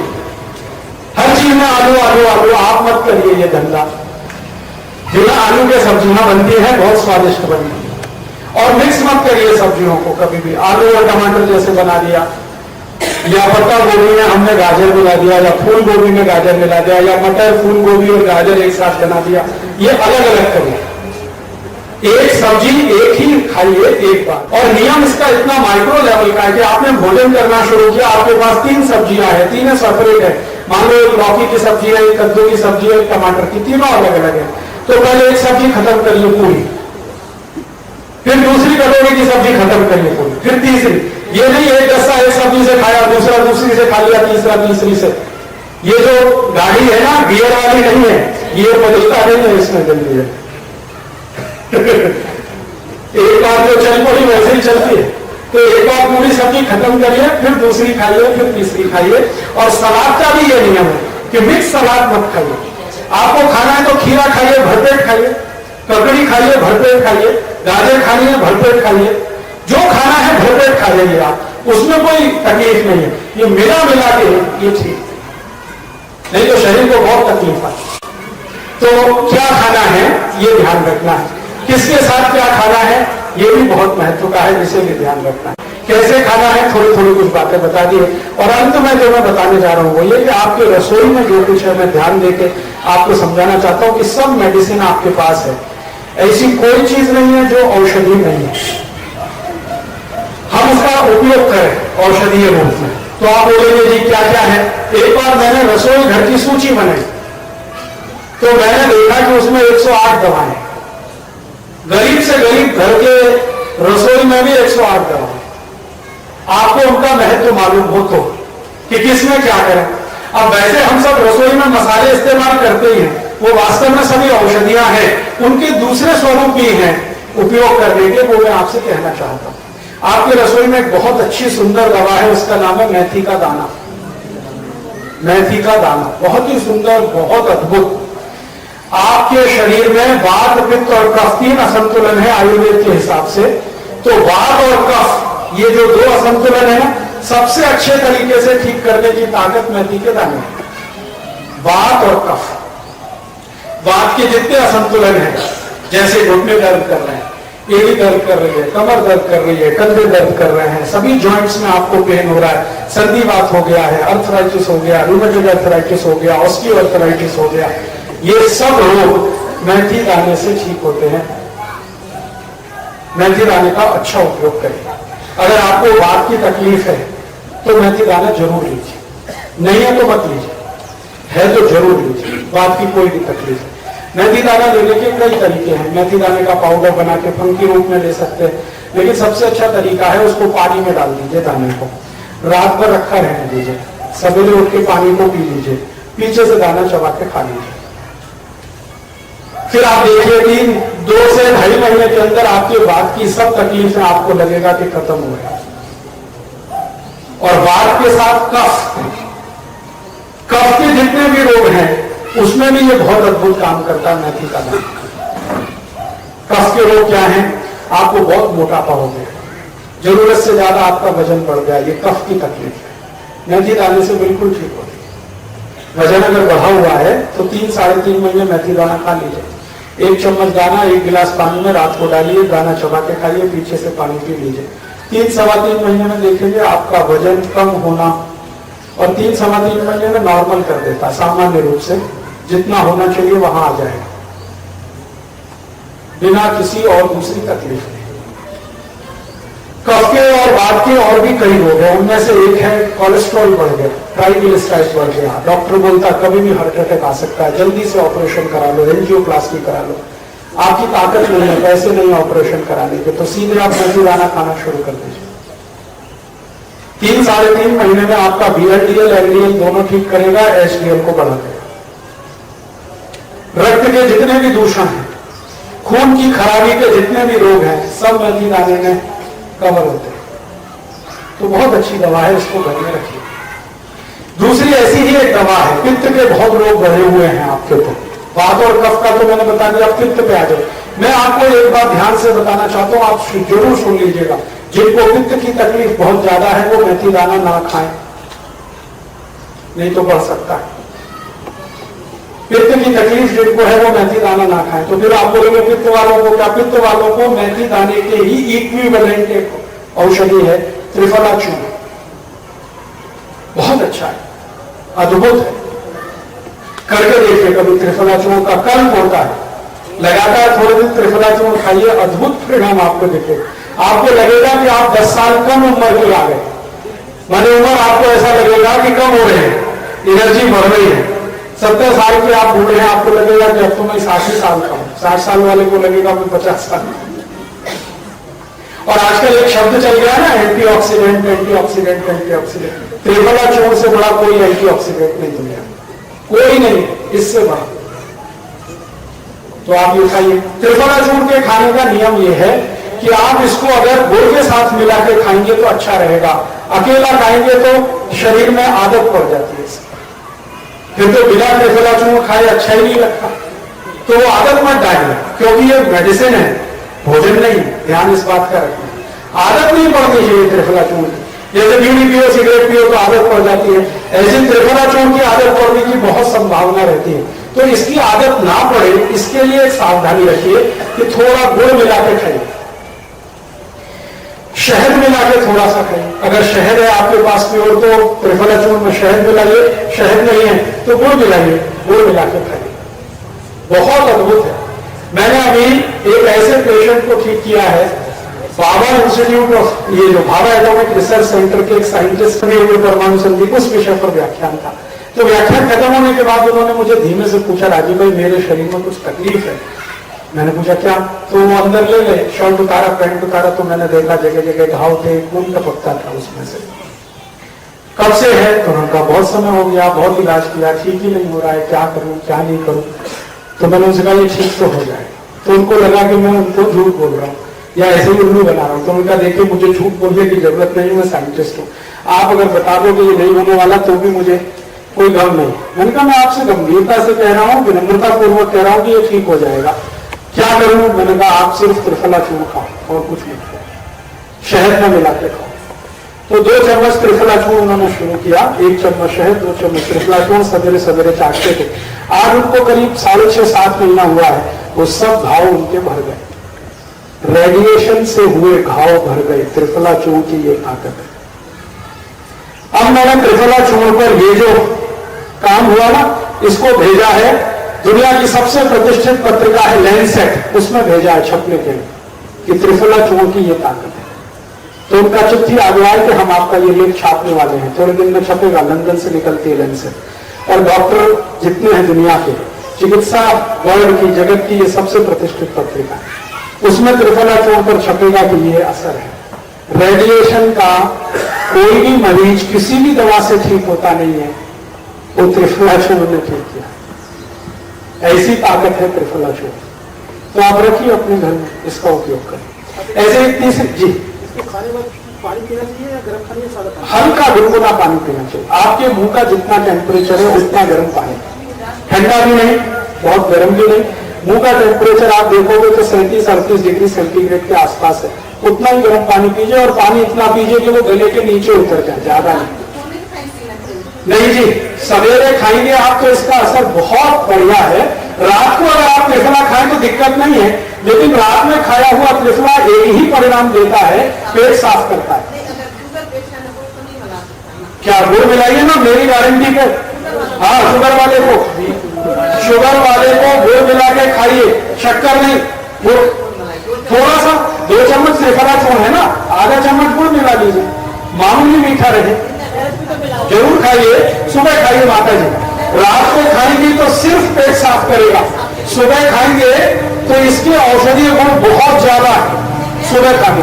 मेरा प्रश्न है कि ये जो प्रकृति है नम, पित्त और अली, इसके कोई सिंपल सिम्टम्स क्या है? बहुत अच्छा। देखिए बाबूजी का एक प्रश्न है, वो सबका होना चाहिए। इनका प्रश्न है कि हम अपनी प्रकृति को कैसे पहचाने।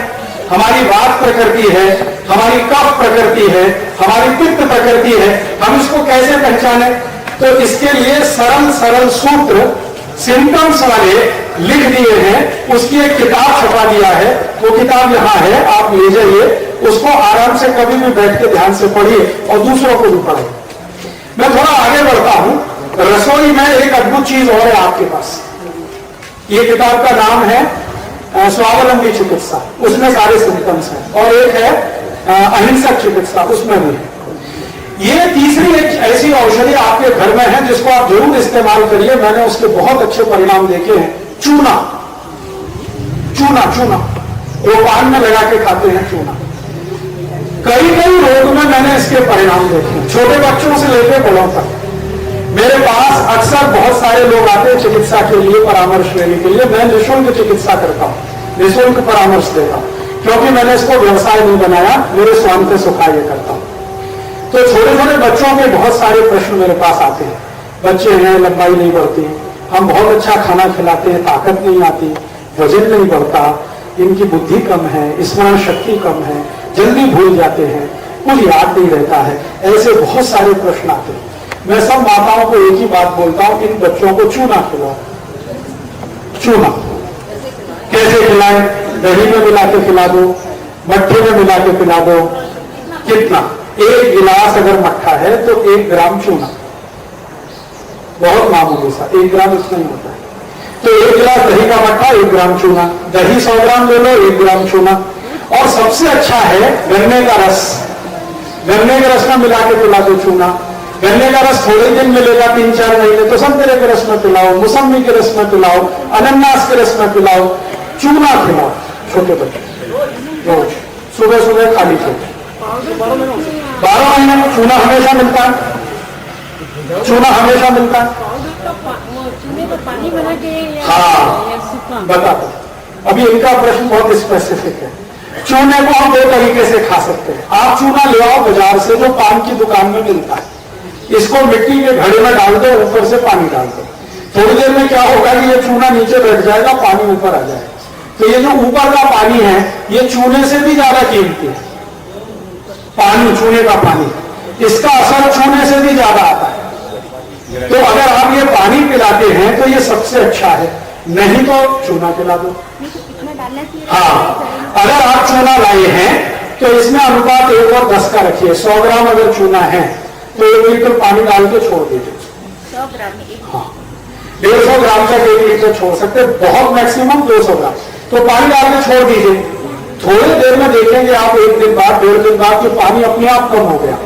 तो जब पानी कम हो गया तो ऊपर थोड़ा सा पानी रह जाता है, वो ले लेना 1 चम्मच, और वो 1 चम्मच मिला देना 100 ग्राम दही में, या 1 गिलास मट्ठे में, या 1 गिलास रस में, गन्ने का रस, संतरे का रस, मौसम्बी का रस, ये पीने का। और इससे आप देखेंगे कि बच्चों को भूख खुल के लगेगी, लंबाई बढ़ने लगेगी, हड्डियां मजबूत हो जाएगी। जो आपको लगता है कि मस्तिष्क की शक्ति उनकी कम है, ब्रेन माने मति मंदता है, वो ठीक हो जाएगी। बहुत बहुत अद्भुत परिणाम है। मैंने अभी एक बच्चे पर इसका परिणाम देखा है। सेरिब्रल पॉल्सी एक डिसीज है जिसके बारे में एलोपैथी के डॉक्टर कहते हैं कि ये कभी ठीक नहीं होती। मेरे पास एक बच्चा है 8 साल का जिसको सेरिब्रल पॉल्सी है, मैसूर का है। मैं उसको लगभग 9 महीने से चूने का पानी पिलवा रहा हूं, उसका कम से कम 60% इंप्रूवमेंट उसमें है। तो जो डॉक्टर बोलते थे कि ये इम्पॉसिबल है, वो खुद अभी चमत्कार मानते हैं इसको। तो वो चमत्कार मेरा नहीं है, चूने का। अभी एक और दूसरा उपयोग इसका है, अगर किसी को पीलिया हो गया, आपके घर में जॉन्डिस हो गया, तो चूने का पानी पिलाइए उसको। वो एक ही कंडीशन में, या तो मट्ठे में, नहीं तो गन्ने के रस में। 1 ग्राम, हाँ, उतना है, 1 चम्मच या तो 1 ग्राम चूना, 1 गिलास रस गन्ने का, नहीं तो मट्ठा, मट्ठे में से क्रीम निकाला हुआ हो, मक्खन निकाला हो, नहीं तो लीवर में तकलीफ आएगी। तो ये आप अगर देखें 8-10 दिन में मैंने इसके रिजल्ट देखे, बहुत अच्छे हैं पीलिया में। इसी तरह से बहुत सारी माताएं हैं जिनकी उम्र 45-50 वर्ष के आसपास है और उनको मेनोपॉज पीरियड शुरू हुआ, उसके जितने भी कॉम्प्लिकेशन है उसकी सबसे अच्छी दवा यही है, चूना। सबसे अच्छी दवा है। मैंने अभी इस चूने के रिजल्ट देखे हैं। शरीर में कई बार गांठ हो जाती है, गांठ, ट्यूमर्स, और सभी ट्यूमर जो है ना कैंसर नहीं होते, मैलिग्नेंसी में नहीं है, बिनाइन है। तो बिनाइन ट्यूमर कोई भी है वो चूने से गल जाता है। माताओं को जो ब्रेस्ट ट्यूमर हो जाता है ना छाती में, वो बहुत आसानी से ठीक हो जाता है इसी चूने से। इस चूने से और क्या क्या ठीक हो जाएगा? आपके पैर की एड़ियां फटती है, आप चूना ले लो, एड़ियां ठीक कर देगा। त्वचा एकदम सूखी सूखी रहती है, चूना ले लो।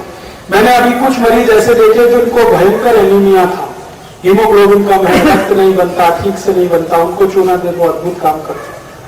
हड्डी टूट रही है और आपने प्लास्टर चढ़ा लिया है, तो हड्डी को वापस जोड़ने की ताकत इसी चूने में है, चूना दे दो। तो ये एक छोटा सा चूना 23 तरह की बीमारियों में काम आता है। तो मैं लोगों से कहता हूं तंबाकू नहीं, चूना खाओ, सादे पानी में चूना, सादे पानी में रख लो। पान के साथ चूना खाओ, कत्था मत लगाओ। पान के साथ चूना खाओ या खाली चूना खाओ, तंबाकू मत खाओ। कत्था भी दवा है, कोई कत्था दवा है लेकिन सबके लिए नहीं है। ये जो जर्नल है ना, जर्नल पब्लिक के लिए चूना तो है, पान तो है, कत्था नहीं है। कत्था स्पेसिफिक है। थोड़ा और आगे बढ़े अपने घर में।